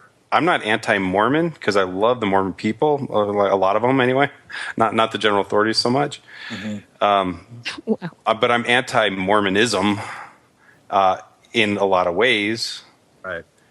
But I don't like anti-Mormon, and it's also just a dismissive term. It's ad hominem. Yeah. Well, this is taking us right back to where we started with the atheist and agnostic, though, because if a TBM is describing what an anti-Mormon is, somebody who speaks bad about the brethren, somebody who mocks the church, somebody who encourages people to not believe in the church or wants people to leave the church. It's Randy again. Yeah, it's not. Do you hate Mormon people? I don't want my dad to leave the church. Absolutely not. Just kidding you. Yeah, well, I do. I want my dad to leave the church. I want your dad to leave the church. I want people. I want the church to no longer have that supreme hold over people that makes neighbors go inside when John and his kids walk through the neighborhood. Like I didn't always feel that way and feel that strongly about it, but and I don't like identifying as an anti-Mormon either, but if we're going to go by the group that has created that definition and what it means, I think we've got to own that. Yeah, okay, I don't like it, but I guess I am. Yeah, but the aspect you don't like isn't the whole story of Mormonism. It isn't the whole picture. That's just one aspect of it. What? You want to burn down your dad? I mean, you want to really take that away from your dad? Yes, because I've seen my mom separate herself from it, and it was hard for her, but I think it's helped her. It's helped my relationship with her. Therefore, ergo, that's the way it'll be for everybody. No, but I'm not afraid of it, and it's not like I'm trying to rob my dad of something that's so important to him. It's the way that so. Like I was visiting him a couple of weeks ago, and it's Sunday evening. We're sitting around, and they're like, "Oh, well, we've got to go to a meeting because they're splitting our steak." And so, my dad stayed home. His wife left, but I'm like, "You don't have to go to this meeting. You can find out tomorrow who's, what the new boundaries are of the steak. But it's like it dictates so much of their life, and we're in town. Why not sit around and stay and hang out, But they also take John's dad to the airport when he can't. Yeah. Yeah, and shovel his driveway twice a week. Yeah. And no one else would ever do that. I don't know. I mean, I'm not saying that I want to burn the church down, but if somebody's saying that I'm an anti-Mormon, and for me to start obfuscating that, I think is disingenuous. I think I've got to embrace it. Well, I had an interesting conversation with my mom just a couple weeks ago, where we became a little more open about the podcast, and I was just telling her, this is something that's really important in my life, and it's been going on for a few years, and I want you to know about it. And so she asked me, well, okay, I have some questions. Do you denigrate the church? And I said, well, you would think I do. Well, so why is that not a yes? Because why can't you just say yes to that? Yes, what my old definition of anti-Mormon was someone who would tell lies about the church to hurt the church. And what Matt's saying, Matt's saying something different. Matt's like, yeah, I'm brutally honest. Yeah. Well, and we had a conversation. You would see that as anti. You would see that, but I said, but Mom, I have a very strong opinion and position against the institution and the organization, and they have taken some stances against your grandson that are so abhorrent that they are my enemy.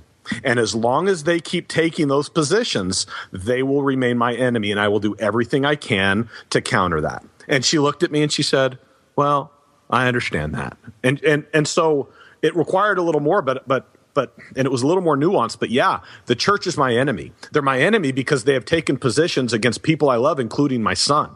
Yeah. And they have done everything they can to hurt them. And so, yes, they are my enemy. So if that's anti-Mormon, then yeah, but I embrace that. But I want it to be very clear as to why. So don't just paint this as anti-Mormon, lies, or that you just dislike the doctrine or these things. We can have a conversation about each one. But yes, the church is my enemy for these reasons. And I guess, Randy, if this is somebody that is going in with the bias that anti-Mormons lie anyway, and they've already decided for themselves that you're an anti-Mormon, and they ask you if you're an anti-Mormon, and you say no, then it's just confirmation bias. You just lied to them. Of course, I didn't anti-Mormon lie to them. Because I know what the definition was for me as a Mormon is that you will lie to destroy the church. Your objective is, by any means necessary, destroy the church. And that's not what I am, and that's not what I'm about. I'm not. I don't lie. I don't.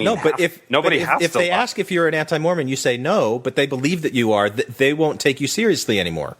They're like, he's not going to take me seriously, regardless. So the label thing is irrelevant at that point. But I will always bristle against the label anti-Mormon because I don't lie about the church. Because that's what it means to them.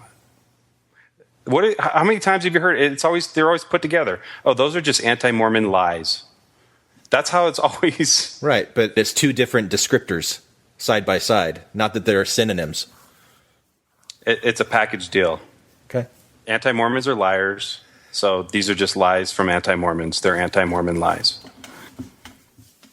There's been. This is a bit of a just an additional point. I've been trying to find a way to communicate this more effectively because I would actually say that a lot of people are like, are you trying to get people out of the church? Are you trying to bring the church down? And honestly, right now, the way I feel is that my answer to that is no, in the sense that if I had a magic wand, what I would do is I would have everybody know all the facts about the church, all the polyandry, all the stuff in the CES letter. Everyone would know it, both the investigators and current members, and I would have them get a real sense for the harm that is caused by the church. And at that point, if anybody just says, yeah, I know all that, and I still want to stay, it makes me happy, it gets me through the day, it meets my social needs, I'm actually okay with that personally. Some people take medication to be okay. And if being a member of a church it helps make you okay, I actually am okay with people doing that if they have what I think of as the full agency to make that choice deliberately with all the information. And so in that sense, it's actually never been my goal to take people out of the church or even to bring the church down.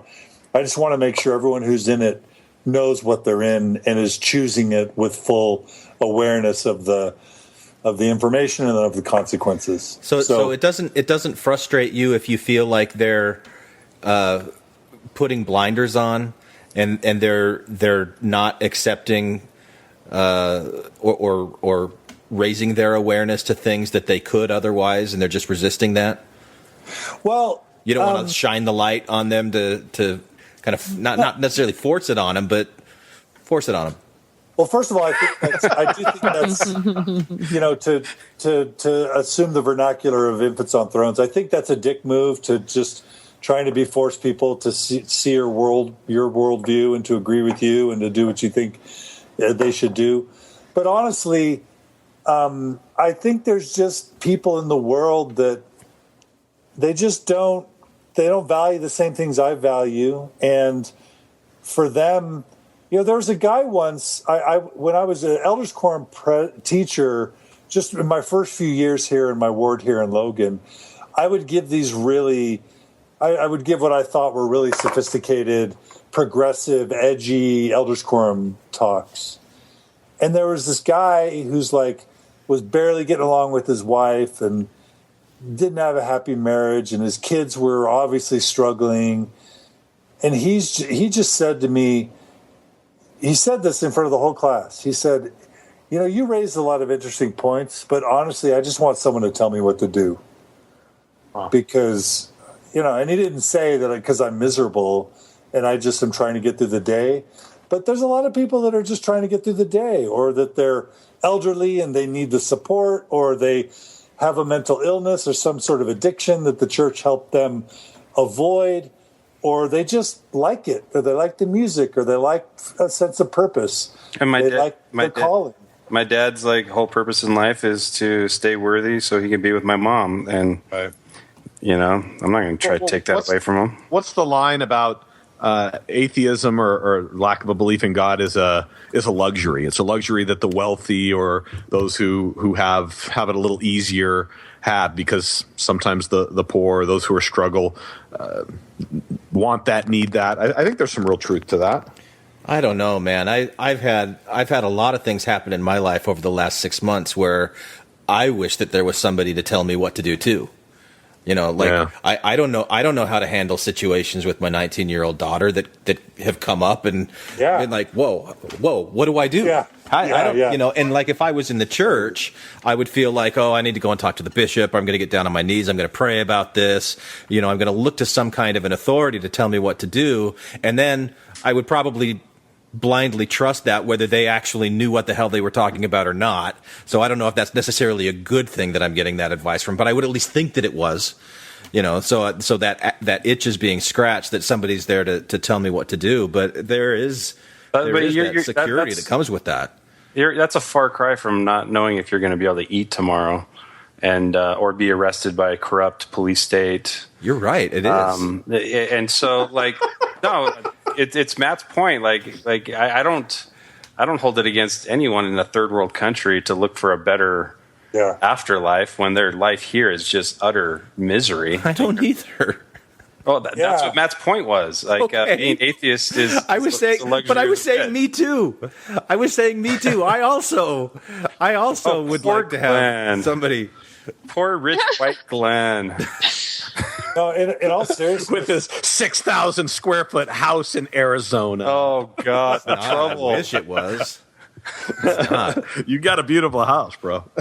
No, in all seriousness, I during one of the times where the heat was really coming on, and we were out of the church, I had a child that was just really depressed and struggling with a mood disorder, honestly, and this child said to me, "Dad, I believe in God because I'm really unhappy in this life, and as far as I'm concerned, I'm so unhappy that I kind of would rather not be in this life, and God is what makes me feel like I want to keep living for something better." And when your own child is telling you that, and your child is basically saying, right now it's either God or I don't want to be here anymore. That's when you give them a copy of the God Delusion. No, yeah. I'm just kidding. I know you're kidding. Yeah, no. But that was really powerful to me, and now my guess is this child's in a different place. But at the time, I'd much rather have them believing in God than have taken their own life. You know, personally. Personally. I don't know about the rest of you guys. That's a strong position you're taking there, John. My kid is either atheist if other or people dead. feel differently, that's valid. That's equally valid. But personally, no, but there are. I'd rather have a living daughter that believes in God than. Yeah. Personally, I'm against child rape. That's just me. Yeah, that's just me. Other people may have different views. They're equally valid. And that's cool. I'm not crossing that line for anybody. I'm sorry. No, what about that whole, come home with honor or in a pine box or whatever that exactly. Oh, right. That position is out there. Oh, that's on the religious side for sure. Touche. But seriously, I think there's a lot of people where religion helps them get through the day, and it means a lot to them. And fine, let them have it. That's what I say. As long as you're not legislating it on everyone else. Right. Man. Stay out. Coin a religious term. Stay out of women's vaginas, for Christ's sake. Whoa. Why do we have to do that? You're talking, have you not been paying attention what's been going on? Yes. The Hobby Lobby decision. With you, dude. With all the anti-abortion state laws. Oh, it makes What was me the angry. deal with that Eddie Murphy song in the 80s? It's like, put this in your butt. Put this in your butt. What was that? What was that all about? I remember that song. What was that about? Eddie Murphy trying to sing. Put a rubber tree in your butt. Put a bumblebee in your butt. What is that? What? Is that gonna be the bumper music now? I don't know. It could be. Hey, I ain't putting no boogie in nobody's butt. That's nasty, man. What you talking about? Putting boogies in people's butt? You out your mind or something? You go to jail for doing something like that.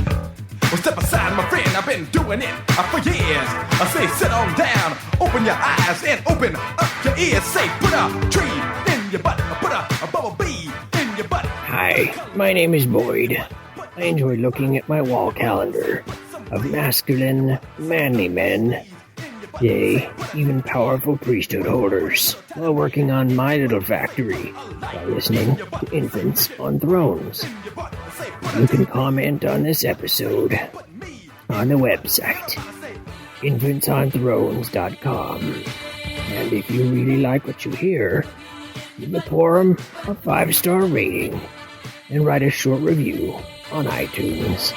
I did. Anyone for the closing prayer? I ain't putting no trees in nobody's butt, no bees in nobody's butt. But nothing. You must be out your mind, man. Do y'all get paid for doing this? Because y'all got to get some kind of money, because this don't sound like the kind of... I'd rather golf, to be perfectly honest, than put something in somebody's butt. Be truthful. Well, step aside, my friend, and let me show I think we're done. Yeah, that's the sign. I think Glenn put a stick in the spokes of the bike. I put a flag on the stick that was already in the spokes of the bike. Wow, that's meta. Yeah, John, you should be interviewed more. I like when you come on. It's fun. Oh, well, I'm glad I was able to make it. Normally I can't, but it freed up magically. It must have been... wait. No, It was meant to be, John. It was meant to be. No, I love you guys. You know, I know most of you. I don't know Heather, but I honestly love you guys, and I love talking to you guys. I wish we could hang out. Back to this point about whether you guys retire or not. I mean, if you feel like you need to, do. But I'll just say that I think, number one, we have just scratched the surface. There's so many people. We tend to think that we're, so influential, and there's so many people who have no idea who any of us are and have not heard of any of the issues or the essays or Jeremy Runnels. There's just so many people that still need help. And number two, I think we're reaching a tipping point, not where the church disappears, but I think if we just keep pushing and informing and shining light, I think we're going to see some bigger things happen in the next 5-10 years than we've seen in the past. That sounds to me like somebody who wants to burn the church down. No. Or tip it over. You just want Sunlight, to marginalize. Sunlight, baby. Sunlight. I want more people to wake up. See, you want to force it on them. How do you get them to wake up without waking them up? Here's what I don't do. I don't go to people's wall and tell them what they should do or think. I don't go to their door. No. Anymore. I don't. You did for 2 years. Hello. I know, but yeah, for the other side. Yeah. But all I do is I put information out there, and people can check it out or not, and I think that's reasonable. Absolutely reasonable. Yeah. But I don't bring it up at family reunions. I don't either. I don't look for discussions at the grocery store. It's a pull model. It's not a push model. But don't you want to, though? Are there times you want to, like the people in the family reunion, whether you actually do or not? You would love to sit down and have a conversation. Like you would love for them to approach you and say, "I'd like to know why you do what you do. Like, what is it that you're, just to start the conversation out of genuine interest." I don't know, man. As a psychologist.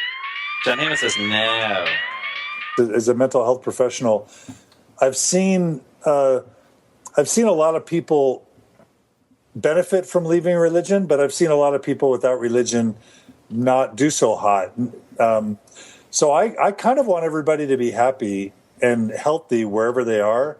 And I kind of view people now not as needing my worldview, but as being on a journey. And they'll they'll be ready when they're ready. And until they're ready, I'm honestly not interested in screwing with them, because you can push someone before they're ready and it can have bad consequences. Well, again, I'm not saying push. I was going with the pull model, that you want them to approach you, which assumes that they're ready. Like that you want to have those conversations and be prepared to respond when people do come to you, and play a role in helping other people be prepared to pull when people are ready to be pulled. But the other part, you have daughters, right, John? I have 3 daughters. And doesn't the inequality of gender make you want them to not get sucked into this for the rest of their life? Oh, for sure. Yeah. If you're asking my preference is that they don't become religious. But also, if they do, then my preference is to be supportive, But what is your point, Glenn? I can't be supportive of I've been in this position that John's talking about and really wanted to be magnanimous and say whatever you guys want, I'm going to support. But when it comes down to it, I really don't want that. I really don't. I don't want my kids to grow up Mormon and to have that latch on to them. You don't want that. You don't want that, but I think you could handle it better than your average Mormon parent having their kid leave the church. I guess when we're saying support, what does that mean to support them? Because I don't think I would be able to support them. I think I would be very subversive. You wouldn't shun, but you wouldn't shun. You would embrace them. You would let them come over. You wouldn't. I mean, that's supporting. No, the thing, and I mean, how I would just shut my mouth. Like when they were complaining about something that highlights this gender inequality, I would want to be still. I told you so. This is why you shouldn't be there. But I would know, okay, that's not going to be received very well, so I actually wouldn't do it. But it would be this internal struggle that I'm sure they'd pick up on somehow. But it just I don't want to get them into that place. And part of this is probably because I'm getting ready to move from Indiana and my kids aren't coming with me to Arizona. And so I've been having conversations with them. This means they're going to be going to church more often with their mom. And Emma, who's going to be turning 16 soon, and Jonas, who's 12, they don't want to be Mormon. They don't want to go to the church, but they also don't want to let their grandmother down or their grandpa, who's the bishop. And, so I'm just trying to think of what are ways that I can inoculate them, not in the way that inoculations usually talked about among ex-Mormons, where they're okay with polygamy and polyandry, but where they don't get hoodwinked by all the apologetics that are going to come their way, or when people say, "Oh yeah, your dad is an anti-Mormon liar," things like that. I think that's why I'm so emotional about it right now. Totally, that makes sense. Yeah. So just to be clear, I would be super disappointed if my kids. There'd be a part of me that'd be super disappointed. What makes me move to the quote magnanimous sort of perspective is just this: that I know that you create resistance whenever you try and push somebody in a certain direction. So it's if my kid were to choose that, it would just be counterproductive to do anything but be supportive of them, because it generates the best results. But also, if one of my kids chose that after all they'd seen and after all they knew about me, and my experience and the information, what I would conclude from that is that they've really just felt like they needed it. And at that point, I just feel like of all the bad ways that a kid could end up, being an active devout Mormon is one of the least bad options I can think of, given all the other alternatives. Mm. There are worse things than somebody like, how do I be a good dad today? And how do I go do my home teaching? And how do I go set up chairs at church? There are worse ways a kid could end up, Yeah. At the same time, and my experience is very different because my children are very young. I don't live in Utah. We have a lot of options. But for me, if my kids wanted to go to church, it would be like they were asking to go to join a swimming pool that was segregated, or they wanted to go to a school where the women were all presided over by men and couldn't make their own financial decisions and would never be considered for the position of principal because of their gender. I wouldn't let them go to that school. I wouldn't join that pool. Analogy. Oh, yeah. Totally. Yeah. But again, my kids are young.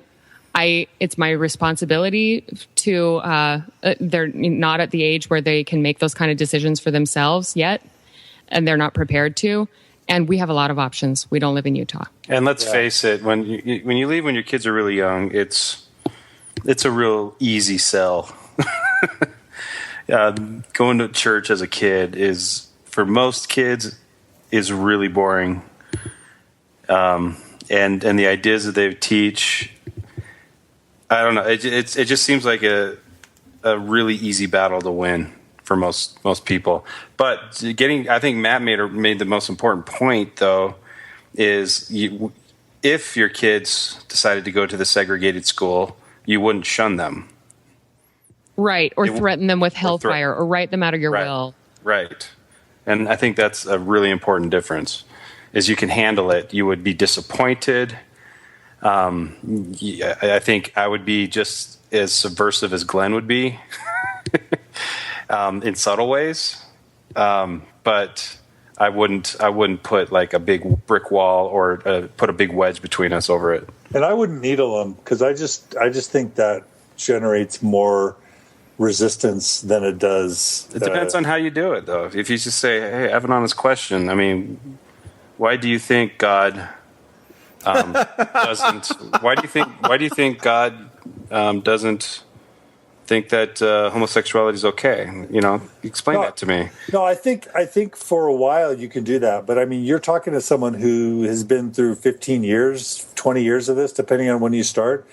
And my mom and dad and siblings are all still in. And there came a point where I think they've changed, though. I think your older brother's changed, hasn't he? Oh, yeah, for sure. You moved the needle. For sure. But I have a philosophy that I think has come out of just my training as a mental health therapist. People generally don't want to be fixed, and they don't want to be tweaked, and they don't want to be nudged. They usually know what's right in their heart of hearts. They usually are choosing something because they either don't know how to choose something else, or that's what they like. And for me, the way that I've come to define just genuine intimacy is where you're not trying to change the other person. You're just loving them, giving them unconditional love, and let them learn their own lessons. And if they ask you and they're genuinely interested, then you tell them, you answer their questions. But you're not, I don't know. There's kind of this codependent enabling thing where now I need to feel like I need to build my sister up, because really that's kind of her job to do for herself, What if your sister, who's TBM that you love dearly, posts something bigoted about LGBT on Facebook and you come across it? Do you ignore it, or do you respond? Just a hypothetical here. Just a hypothetical that happened to me recently. Yeah. Well, what's your relationship with her? Is it close? Are you guys close? We're not super close, but we like to think we're close. Yeah. Then, I mean, if you don't have intimacy, it's pretty much worthless or counterproductive to engage.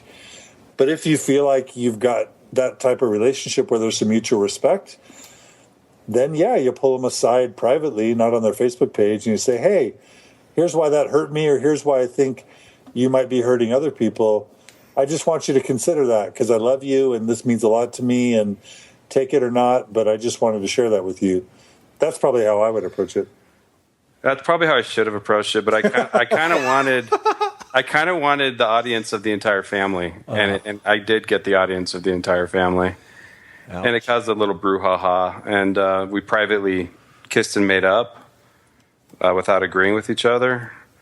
but it's hard for me. Like this has nothing to do with the church. This is just you being a bigot, and like morally, it's hard for me not to respond to that. Now, privately, probably would have been better, but I kind of wanted to take the opportunity to express this sentiment to my entire believing family. Sure.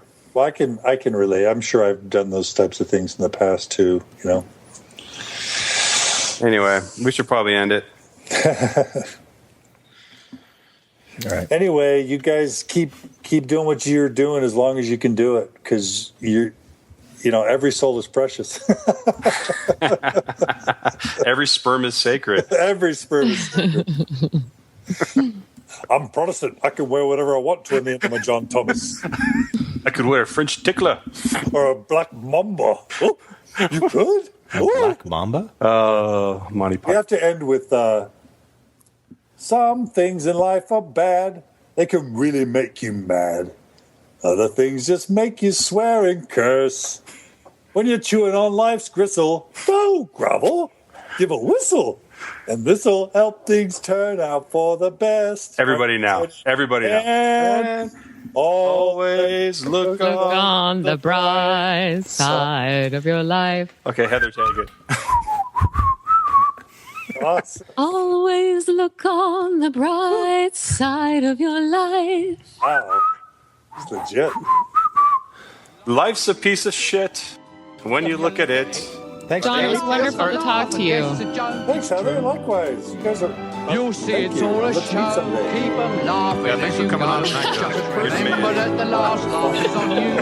And always look on the right side of life.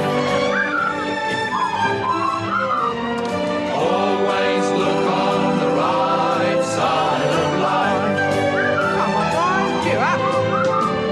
Always look on the bright side of life.